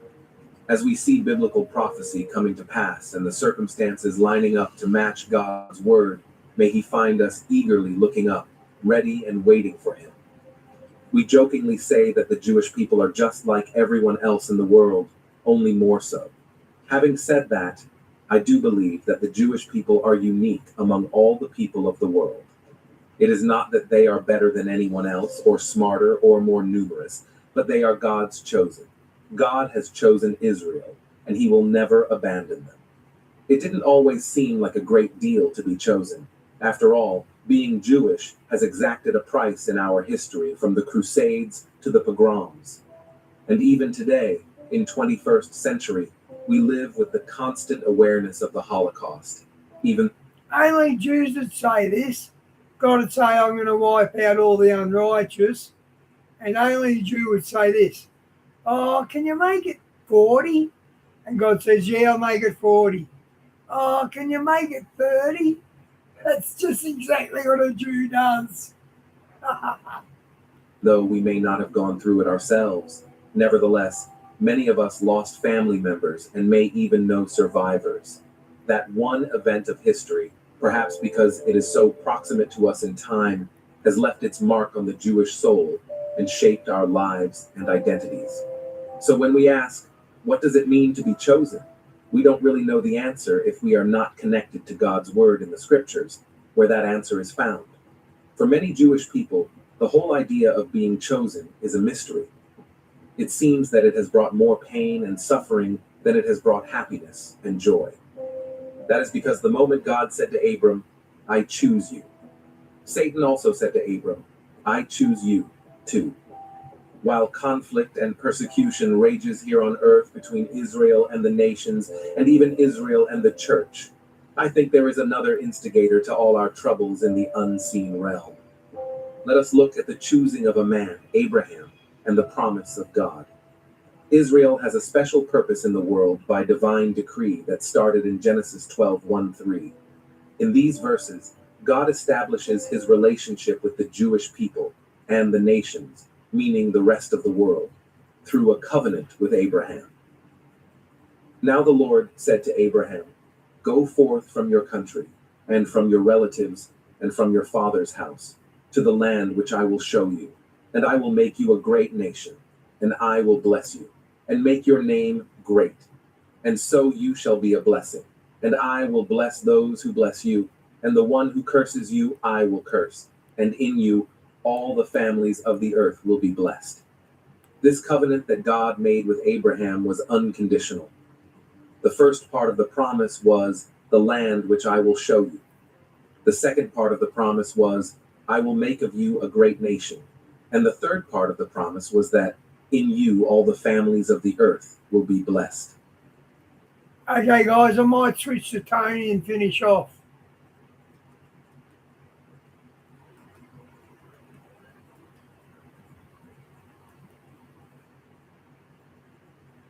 Oh, man.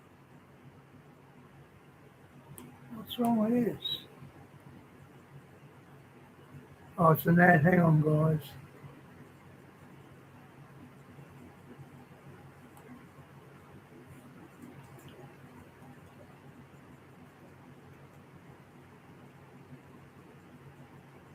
Does that make any sense? It makes absolutely no sense. Then the UN says there are no drugs. Clearly there are. Everyone. Man, we got some interesting things to get into, some awesome updates, my friends. This is Tony. Hope you're all doing well. Our president is smoking it this year. I'm super happy. I don't want to be his cheerleader, but honestly, I'm actually happy. I'm really happy here. I was kind of being critical of him the last 3 months, but now he's just turning this around. It's insane, actually. I just covered what's going on with the whole thing over with this lady who just died. I covered that over my other channel. Go check that out on my other channel. But we're going to get into some insane stuff on this video. He's turning around everything. Honestly, it's crazy. He's banning mega companies like BlackRock from buying homes, single-family homes. That's insane. Thank God. Okay, we saw this yesterday, guys. Hang on.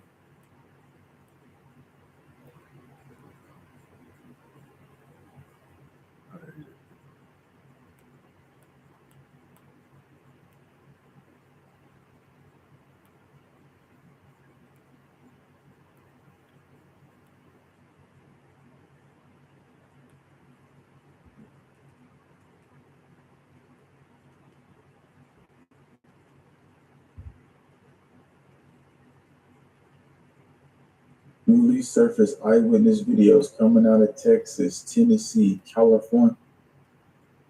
Newly surfaced eyewitness videos coming out of Texas, Tennessee, California, Alaska, Florida. Unusual textures people notice in everyday items.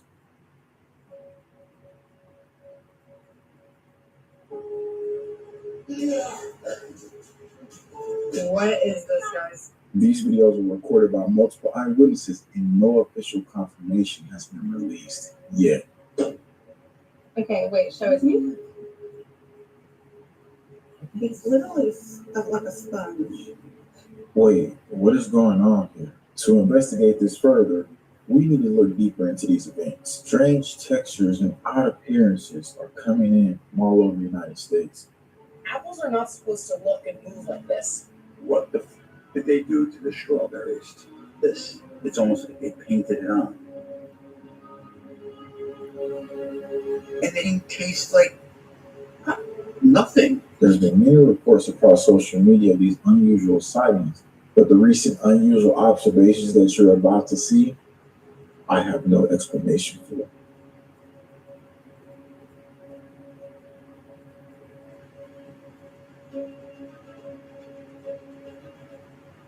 People Wow. are noticing every Whatever liquid they're using, it makes them glow in the dark.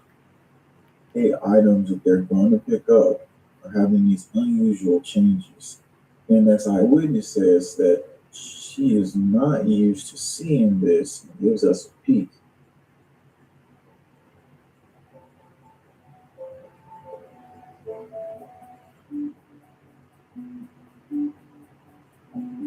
So she's not the only one. Other eyewitnesses are saying that they feel something has changed with the texture of the chicken. The Express, what's up with your chicken? I just had a little taste of this chicken, and I almost threw up. It does not taste like chicken.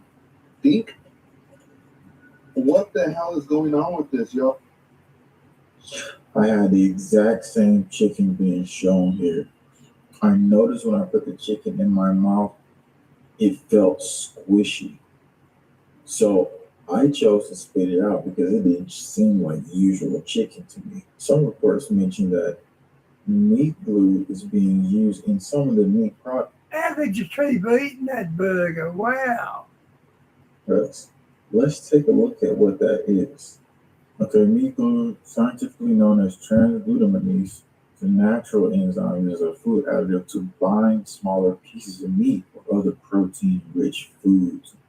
But it's just a natural enzyme, so there's nothing to worry about, right? It's too soft, the texture's off, the smell is off, the taste is off.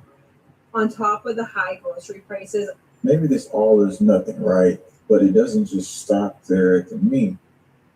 It goes further to a Tennessee family when they went to go pick up some milk. They noticed something very unusual. okay, wait, show it to me. It's literally like a sponge. Look, I've honestly never seen ice cream that looked like this. it feels like a freaking sponge. That's disgusting. Yeah, it's right in between. Yeah.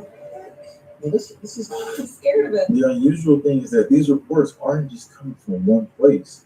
Another family in Texas went to go pick up milk, and then they noticed that this was not like any milk they've saw before.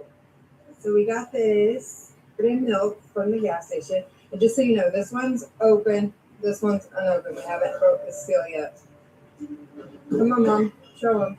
And on the original date when they got this, they claimed it wasn't expired. Not expired. And it doesn't smell bad. What is this, guys?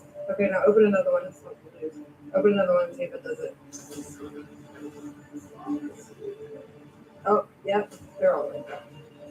Somebody explain to me what's happening. So what are people noticing here? Another eyewitness emailed me, not that it's connected, but they're in Southwest Michigan. And they said, my water distiller stopped working and my new one will be here in several days. So I decided to boil the filtered water. But what she saw next is what made her kind of be surprised. After boiling the water, I put it through my stainless steel tea strainer because I found black specks and little balls of those jelly things floating, then sinking, photos attached. Let's look at these photos here. And it's because some people have saw this like jelly looking substance.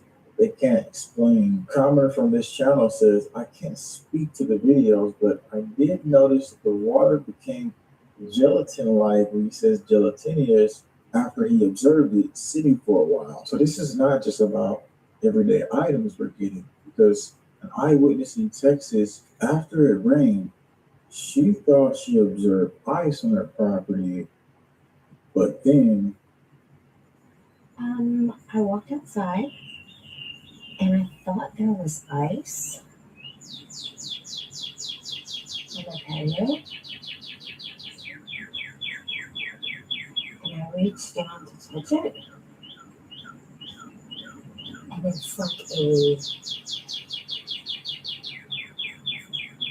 it's a jelly.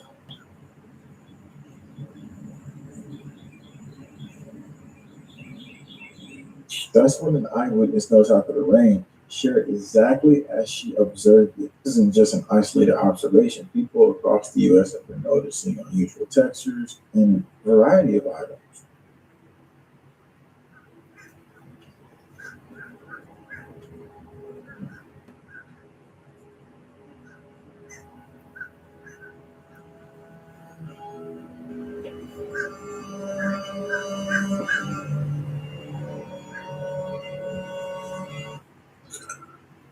This is documentation, not conclusion.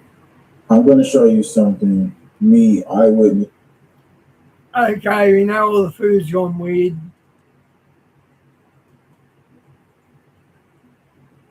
What David Wilkerson and Sylvia Brown predicted for 2026 is so... No, type in. Hands. Meanwhile, Sylvia Brown warned of the darkest prophecy of David Wilkerson and Sylvia Brown for 2026 is about to become true.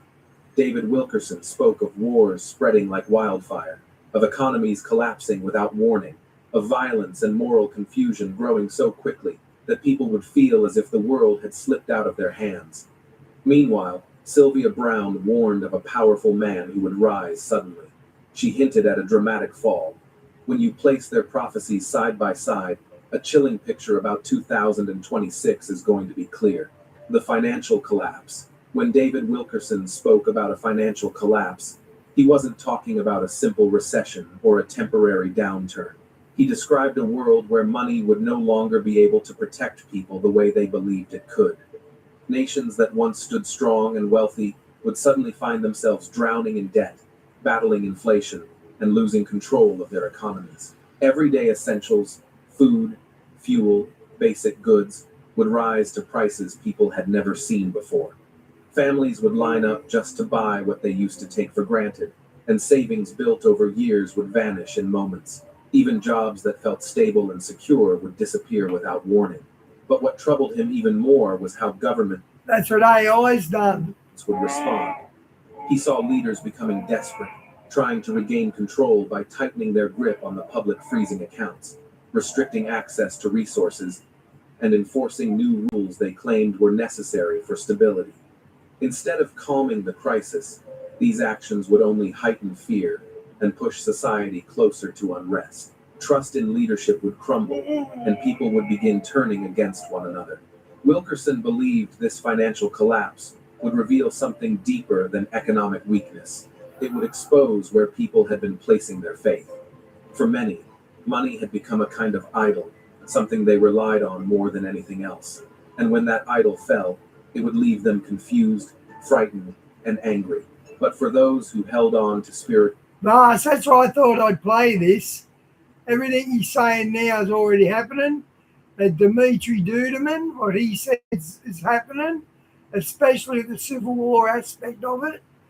These guys are spot on. Truth. He said this would... And they're all decades old, these prophecies. ...become a season of testing. And now, as we look around in 2025, seeing global debt spiraling out of... See, Bobo, you asked that I to ever show anything good. The reason I show you this is because you might know things you'll pick up here that you might need later on. Control.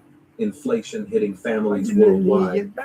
and heated debates over digital currencies and financial surveillance. It's hard to ignore how closely the world resembles what he described decades ago, the moral unraveling. When Sylvia Browne talked about the future, she spoke of a moral confusion that would spread through society like a slow-moving storm. Her warning centered around a man who would rise to power. She said this leader would claim he could fix everything, yet his presence would only stir division, frustration, and a spiritual disorientation. For many, his arrival would feel like a turning point, not just in politics, but in the way people saw truth, loyalty, and even faith. Between 2003 and 2008, Sylvia repeatedly described a figure who would appear suddenly on the world stage, someone with no traditional political background, yet capable of dominating every conversation. She said he would be bold, confrontational, and dismissive of any resistance. What unsettled her most was how deeply people would adore him. It wouldn't be admiration rooted in logic or understanding, but a kind of emotional devotion that blinded them to what was happening right in front of them. They will see what they want to see, she wrote, hinting at a time when reality would bend to emotion rather than truth. For years, these warnings felt vague, almost symbolic, until Donald Trump stepped into politics and altered the direction of an entire nation. One of Sylvia's clearest descriptions came in a 2005 radio interview. She spoke of a man, wealthy, and known more for business than wisdom, who will lead not with unity, but with conflict.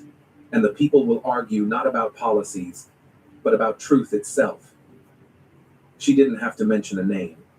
The words alone painted a picture that would become painfully recognizable years later. Whether people admired Sylvia or dismissed her, many were stunned as they revisited her old interviews and found detail after detail mirroring what unfolded in real life. Her warnings weren't about a single man. They were about a spiritual shaking that would begin with him but wouldn't end there. She hinted that his rise would... That's got to be Trump, doesn't it, guys? I caught the end of it as I came in. That's got to be Trump. ...only be the opening act of a much bigger storm. Among all her writings, one short sentence carries a weight that feels uncomfortably familiar today. The people will be blind to him. Sylvia wasn't talking about literal blindness. She described a moment when people would stop questioning, stop thinking, and stop searching for truth. He will say things that make no sense, she wrote, and the people will cheer. She warned that truth itself would become flexible, bending, depending on who was speaking. Families would divide. Friends would turn against each other. Churches would split down the middle. It wouldn't be outside, forces causing destruction. It would be the people themselves. That, she believed, was the most dangerous part. Sylvia never claimed perfection. She openly said some visions were unclear or that timelines could shift. But she repeated one message more than any other. The greatest threat was not the chaos around us, but the damage done inside us if we fell asleep spiritually. Her final instruction was simple yet powerful. Guard your spirit. If they can confuse your soul, they can control your life. David Wilkerson saw something similar unfolding, though from a different spiritual angle. In his vision, one of the most painful truths was the persecution that would rise against genuine followers of Christ. He didn't describe a sudden wave of hatred, but a gradual shift, a growing hostility that would turn faith into something costly. Christians would no longer be viewed as people of hope or compassion, but as obstacles standing in the way of progress. Values once respected truth, purity, humility, obedience would be recast as intolerant or dangerous. Preachers who refused to bend their message would be silenced. Churches that stood firm would face pressure from every direction. This persecution, he said, wouldn't always appear violent. In many places, it would be legal, cultural, and social. Believers would lose jobs because of their convictions. Families would... Vast. I think the Pope's a false prophet, not the Antichrist. I think his station's the false prophet. fracture. Christian voices would be... Well, it doesn't matter who gets that position, they're still going to have that title. ...pushed out of public spaces. And yet, Even in the midst of that pressure, Wilkerson saw a surprising strength rising in those who truly loved God. Instead of breaking, they would be refined like gold in fire. Their faith would become deeper, steadier, and more alive. He also warned that not every church would stand firm. Many would choose comfort over truth, softening their message just to avoid conflict.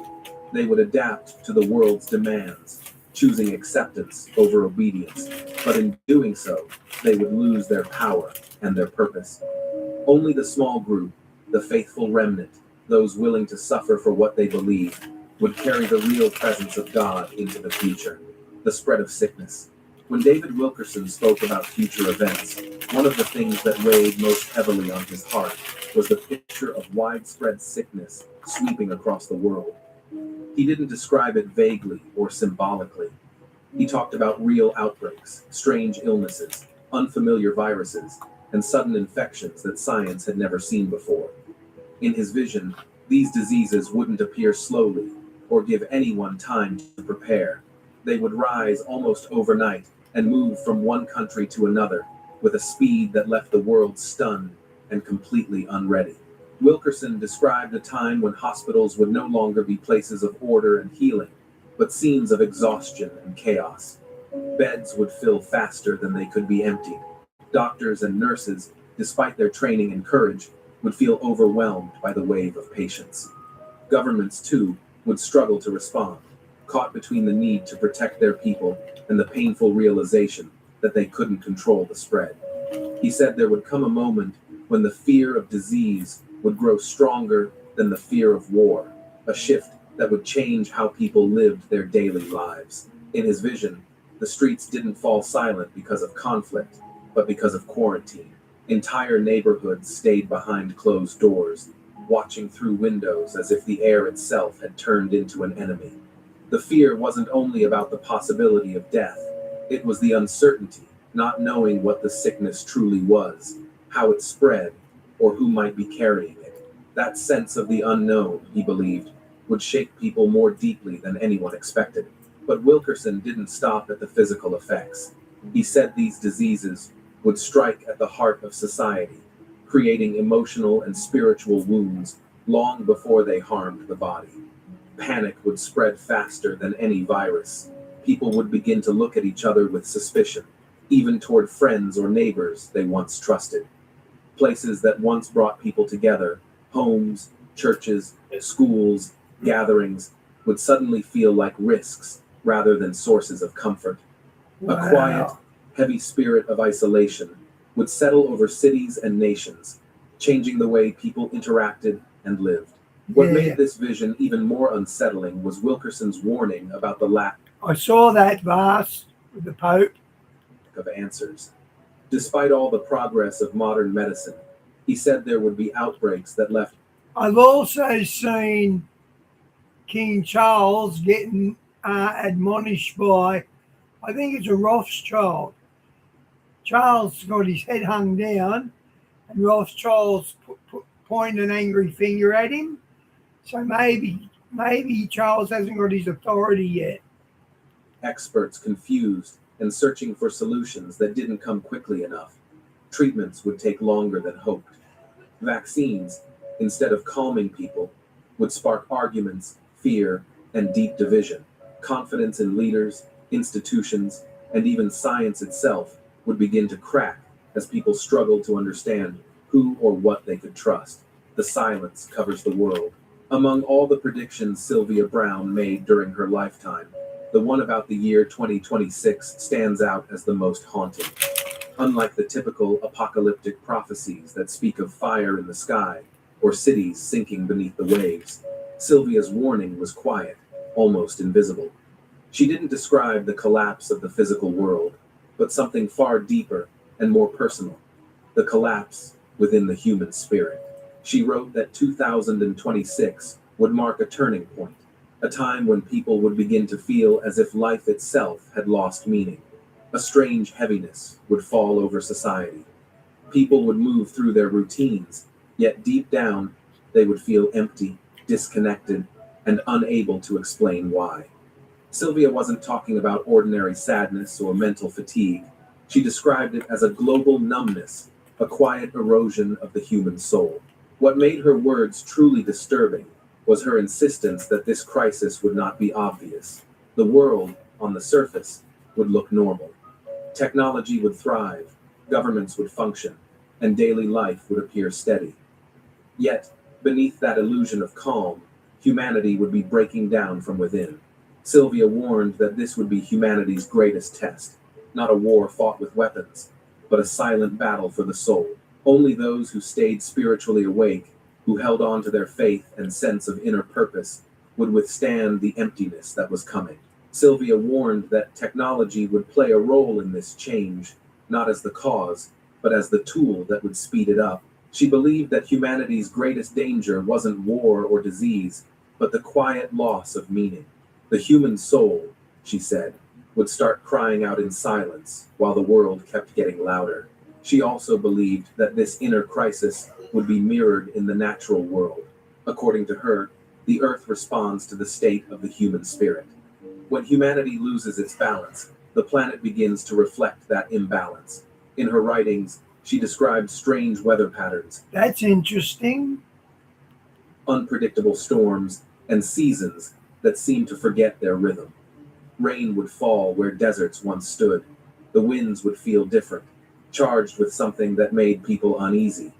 Science would try to explain it all, but, as Sylvia warned, the data won't capture the meaning.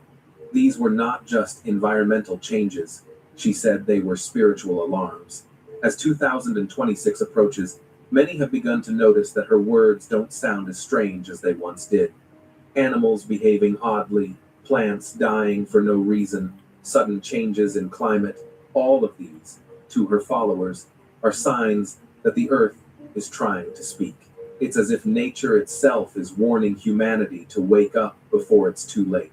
But perhaps Sylvia's most unsettling warning was about a new kind of war, not between nations, but between faith and technology.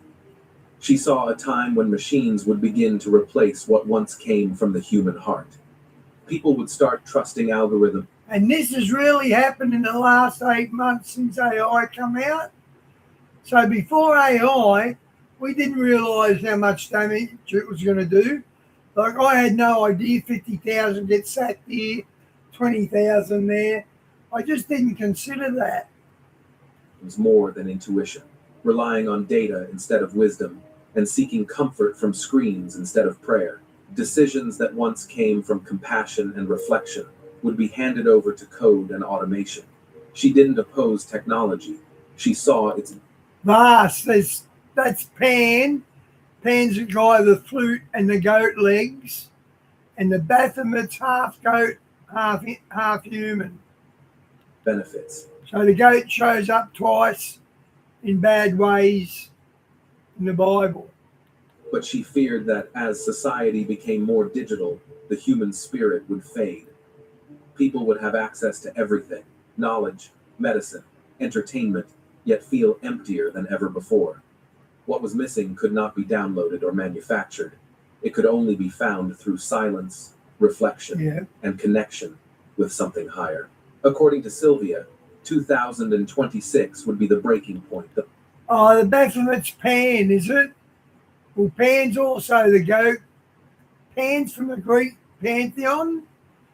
Where did he show up before then? Just asking, Bas. Moment when humanity must choose between living with soul or living without it. A world where convenience replaces compassion and speed replaces stillness. A world where artificial intelligence begins to answer the questions that once belonged to conscience and faith. And finally, she described a vision of the future that many found, chilling a world where cities no longer feel like places of freedom, but quiet, invisible prisons. There would be no bars, no guards, no visible chains, only a web of technology that tracks, records, and gently controls. Over time, Sylvia said, the human spirit would begin to shrink. Cities would become too clean, too perfect. People would live close together, yet feel completely alone. Those who still sought truth, intuition, or faith would be seen as strange, even inconvenient. The city, she wrote, will become a cage without bars, and the saddest part is, most people will not even remember what freedom used to feel like. Sylvia Browne warned that by 2026, one of the most dangerous forces in the world wouldn't come from war, nature, or technology, but from silence. Not the peaceful kind of silence, but the silence of those Okay, does this keep looping, guys? who's in power. She believed that as confusion spread and people began searching for guidance, they would turn to leaders, political, scientific, and even spiritual, hoping for truth and reassurance. But instead of finding direction, they would only hear carefully rehearsed words, speeches without meaning, and promises that sounded more like echoes than guidance. According to Sylvia, this silence would be worse than lies. It would create a void, a growing emptiness between leaders and the people who depended on them. She described a time when leaders would stop leading, not because they vanished, but because their voices no longer carried truth. Their words would sound hollow, detached from reality, while real decisions would be made quietly behind closed doors. This quiet dishonesty would not spark anger at first, it would spark fear. People would begin to sense that something was deeply wrong, that the very systems meant to protect them no longer served them. Institutions like governments, health agencies, and the media, once symbols of trust, would start to feel distant and cold. Slowly, that sense of safety would fade. People would question not only their leaders, but everything they once believed in, even their own instincts. She said it wouldn't happen overnight. It would come gradually, like a slow leak in the roof, a few drops at first, easily ignored, until one day the whole ceiling gives way. And by then, the damage would already be done. When truth disappears, Sylvia warned. Morality begins to erode. People lose their sense of direction. Right and wrong become blurry. Rules stop mattering, and fear begins to rule.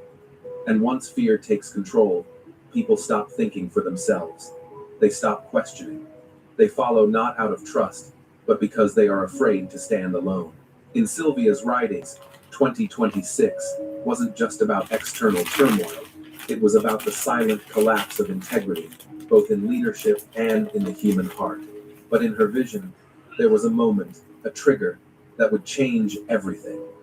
She didn't describe it with technical details or grand symbolism.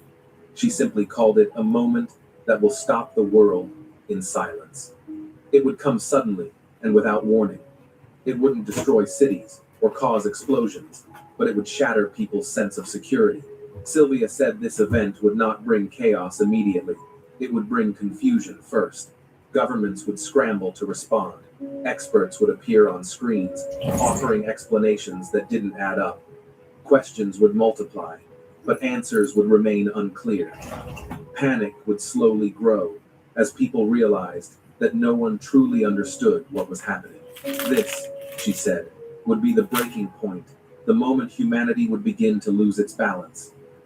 Faith would weaken, fear would spread, and confusion would seep into every level of society. After that, everything would begin to move faster emotionally, spiritually, even technologically, as if the world had been pushed into a new and unfamiliar rhythm. People would withdraw, isolating themselves or surrendering to despair, while others would cling desperately to any belief that gave them hope. The awakening year. Sylvia believed that out of the fear and exhaustion, a quiet awakening would begin. When everything else starts to fail, she said, the human soul starts to remember. People would begin to crave simplicity again, love, faith, kindness, and truth. In her vision, these weren't just abstract ideals. They were the things that would keep humanity. Mars, I wonder how much money the Templars held, because it was King Louis wiped them out, didn't he? I wonder how much money they actually had to make them such a threat. I did hear also they got deposed because this is what I've heard. I don't know if it's true or not, but they had John the Baptist's skull and they used to urinate in it. I don't know how true that is, but that's one of the reasons they done it as well. But I wonder how much money they were worth. Alive. It's always follow the money. As systems collapsed, and trust in technology faded, people would begin to look inward and upward. They would turn back to God, to prayer, to each other. It wouldn't happen all at once, and it wouldn't be easy. It would begin in quiet ways, a family reconciling after Okay, Diane, she's not a Christian then. years of silence, a stranger offering help without expecting anything in return, someone who hadn't prayed in decades, whispering their first honest prayer. Sylvia described this as the world's spiritual reset, millions of small awakenings happening at the same time, forming an invisible network of light in a darkened world. Yeah, Andrew, we're getting some bad fires up north. One part of Australia is on fire. Meanwhile, the other half's in flood. So crazy. People who once felt lost would begin to find purpose again. Though we haven't lost any lives yet, but we've lost a lot of homes. Those who had lived behind screens would rediscover the beauty of human connection. It would not be fast, and it would not be painless. But through that struggle, humanity would begin to heal. She believed that 2026 would not only test the world, but every individual's soul. It wouldn't be a punishment, but a moment of truth when all distractions fall away, and each person must face who they truly are. The masks we wear, wealth, status, reputation, would lose their meaning. What would remain is the raw truth of the spirit, either anchored in faith or adrift in emptiness. Sylvia warned that this spiritual test would quietly divide humanity, not by religion, politics, or race, but by choice. Some would return to faith, humility, and compassion. Others would harden their hearts and cling to pride and control. This division wouldn't be visible, but it would be felt in how people treat one another, in the energy of communities, in the growing contrast between peace and unrest. For those who had quietly nurtured their faith, Sylvia said, protection would come not necessarily from external events, but from within. They would remain calm while others panic, hopeful while others despair. The ones who prepared their souls, she wrote, will stand, because their strength does not come from this world. Then came one of her most mysterious predictions, a revelation from the sky. Sylvia didn't describe it as a weapon, a natural disaster, or an alien encounter. She simply said it would be something everyone would see, few would understand, but all would feel. Something that would challenge the limits of human explanation. It wouldn't bring destruction, but it would change everything the way we see the universe and our place within it. Some would see it as a divine sign, a reminder that we are not alone, that something greater is watching over us. Others would react with fear, unable to accept that life might be more mysterious than they believed. But for those who were ready, she said, this moment would bring peace, not comfort, but clarity. The peace of knowing that nothing happening is random, that even in chaos, there is design. Sylvia called this moment the beginning of the end of confusion. After years of silence, fear, and uncertainty, she believed this revelation. Now, I tell you, he was asking me about the bushfires up north. Would remind humanity that we are never truly forgotten. And despite all her warnings about darkness, control, Thank you, Vaz. and collapse, Bless you too, mate. Sylvia Brown ended her vision, not with despair, but with hope. She believed that faith, not institutions, not leaders, not technology, would be the only true refuge in the storm. Faith in God, in goodness, in the resilience of the soul.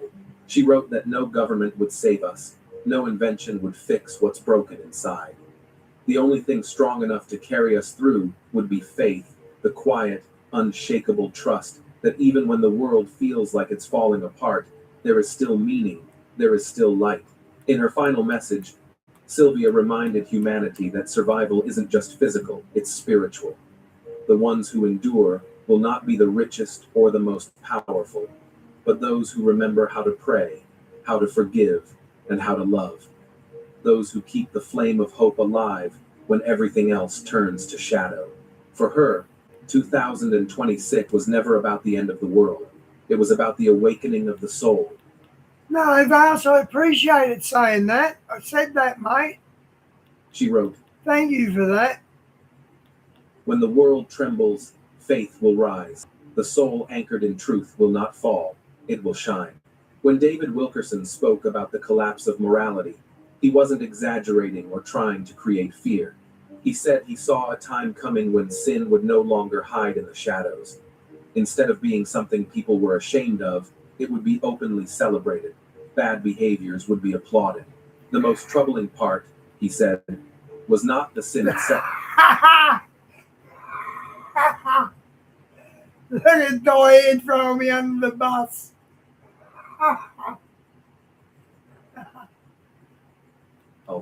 But the loss of conviction, a nation whose conscience had gone completely numb. In his vision, addiction was no longer limited to dark alleys or struggling neighborhoods. It spread everywhere, in suburbs, in schools, and even among people with successful careers. Violence would become something people expected rather than something that shocked them. Gangs would grow, anger would fester in young hearts, and many would drown their pain in substances or reckless behavior. Police would be overwhelmed, and families would feel helpless. The cries for help would echo through communities, but society would be too numb, too distracted, or too divided to respond. Wilkerson warned of a deeper spiritual sickness spreading through immorality. He spoke of a time when confusion about identity, sexuality, and purpose would become widespread. Children would be exposed to ideas and images far beyond what their minds could handle. Entertainment, once lighthearted and meaningful, would become darker and more disturbing, reflecting the emptiness that had settled into people's hearts. He warned that the family, the foundation of society, would start to weaken. Marriage would lose its meaning. Respect between generations would fade. Parents would feel powerless as cultural voices grew louder than their own. Neighborhoods that once felt safe and warm would turn into places marked by fear, distrust, and loneliness. To Wilkerson, this collapse of morality wasn't just a sign that judgment was coming. It was the judgment, when right and wrong become blurred, when evil is celebrated and good is mocked. Society is already experiencing the consequences of drifting away from God. Yet he also believed that even in this darkness, there would be people who refused to give in, people who held on to truth, lived with integrity, and shined like small but powerful lights in a world that desperately needed hope. Even when David Wilkerson described the darkest parts of his visions, he never left people without a place to stand. Hope was always there, woven into every warning. He believed with all his heart that God would always preserve a remnant, a group of men and women who refuse to compromise, who refuse to bow to pressure, and who rise when everything else crumbles. And he didn't picture them as superheroes, but as ordinary people strengthened by a God who still moves in the middle of chaos. Wilkerson saw a coming wave of believers who weren't known, celebrated, or admired. Many of them would be people the world overlooked, the quiet ones, the broken ones, the ones who thought God could never use them again. But in his vision, these people would suddenly come alive with faith. They would walk with boldness, love deeply, serve quietly, and stand unshaken while everything around them trembled. They wouldn't need a stage or a spotlight. Their strength would come from the Holy Spirit, not from human attention. He also believed that real revival. Diane's on a diet. That's why she only eats. That's why she uses edibles. You know, let's put that in brackets. Edibles. Sorry, Di. Wouldn't arrive through big productions or emotional events. It would begin privately in living rooms, in small gatherings, in humble churches where people returned to God with honest hearts. He spoke of a cleansing within the church, a return to holiness and truth, a hunger for God that entertainment couldn't satisfy. These believers wouldn't run from the storm. They would walk straight into it, carrying light, lifting up the broken, praying for the lost, and speaking truth with love. Some of them, he said, would be people who once lived far from God, former addicts, former criminals, people society had written off, but who were now transformed and burning with compassion. Mas, I don't like vaping. I vape marijuana, and that was okay. But I don't like vaping per se. It's not like having a cigarette. A cigarette hits a spot. Vaping doesn't really hit the spot, and it's pretty expensive. Passion. And then Wilkerson shared one of his most unsettling images, something he described as a dark presence falling from the sky. It wasn't a natural disaster or a physical storm. It was something spiritual, something heavy, something that settled over hearts. They send it by medical supply. You can get you can get them through medical supply. You get a doctor prescribes medicine to you. They send you the vape. They send you hash. They sell hash. I don't think they sell oil. But yeah, they make it in a vat. He spoke of a wave of darkness descending on nations like an unseen mist, tightening its grip slowly until people no longer felt conviction. Hearts would grow numb. Truth would sound offensive.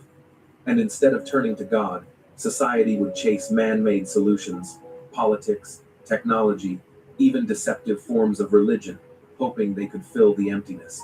But none of those answers would work. They would only deepen the void. He also mentioned strange signs in the heavens, disturbances that would confuse scientists and unsettle leaders. He didn't give specifics, but he said clearly that when the sky begins to change and the world pauses in fear, it's not a moment to panic, it's a call to pray. Wilkerson believed that God always warns before judgment, and these signs were meant to shake people awake, not to crush them. He often spoke about another kind of darkness, the silence of leaders. Both political and religious voices would grow quiet at a time when truth was desperately needed. It wasn't the silence of confusion, but the silence of refusal. Leaders would choose convenience over truth, popularity over responsibility. And while the world trembled, many pulpits would avoid speaking about repentance, holiness, or spiritual warfare. Diane, we haven't got pot stores yet. We've got doctors who prescribe it, but you got to buy it from them. We haven't got any pot stores. I reckon I should have legalized pot years ago. Fair. That silence, he said, would be one of the greatest dangers of all. During the final years of his life, Wilkerson's public voice became softer, but his message grew more urgent. He shifted from warning nations to preparing believers. What mattered most was not predicting events, but preparing hearts. He urged people to return to prayer, to holiness, to a faith that could stand when the world shook. What burdened him wasn't buildings, crowds, or programs. It was the condition of the heart. He pleaded with believers to stop treating faith as a casual thing, to turn off distractions, to weep again, to believe again, to walk closely with God while there was still time. In one of his final messages, he said words that stayed with everyone who heard them. God is calling us to die to self, to stand in the storm, to trust him even when the foundations shake. It wasn't a message about survival. It was a message about surrender, a surrender that produces strength no crisis can break. When David Wilkerson passed away in a car accident in 2011, many were heartbroken, but those who followed his ministry knew that he had already given his final plea. He had passed the torch. And now the real question wasn't what will happen next, but what will we do with what we've heard? Because in the end, Wilkerson didn't leave behind a message of fear. He left behind a call to awaken, a call to return, a call to stand firm in a world that desperately needs people who still carry the light of God. Amen. Amen to that.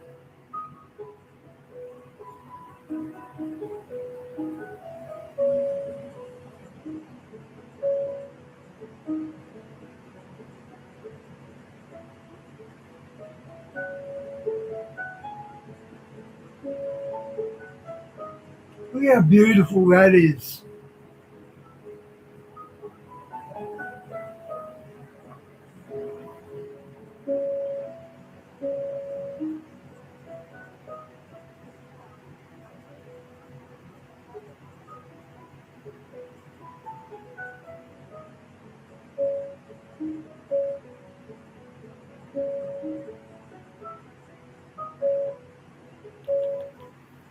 vast. They wiped out the Catholics in Mexico in the 30s, I think, because of their kid trafficking and all that. I'm not sure if Catholics were established yet in Mexico, but they did kick the churches out one time.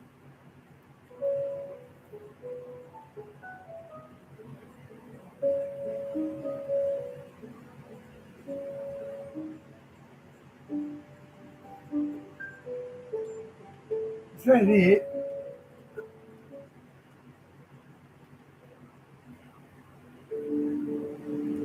Yeah, that's it. Okay, guys, I'm out. God bless. See you tomorrow.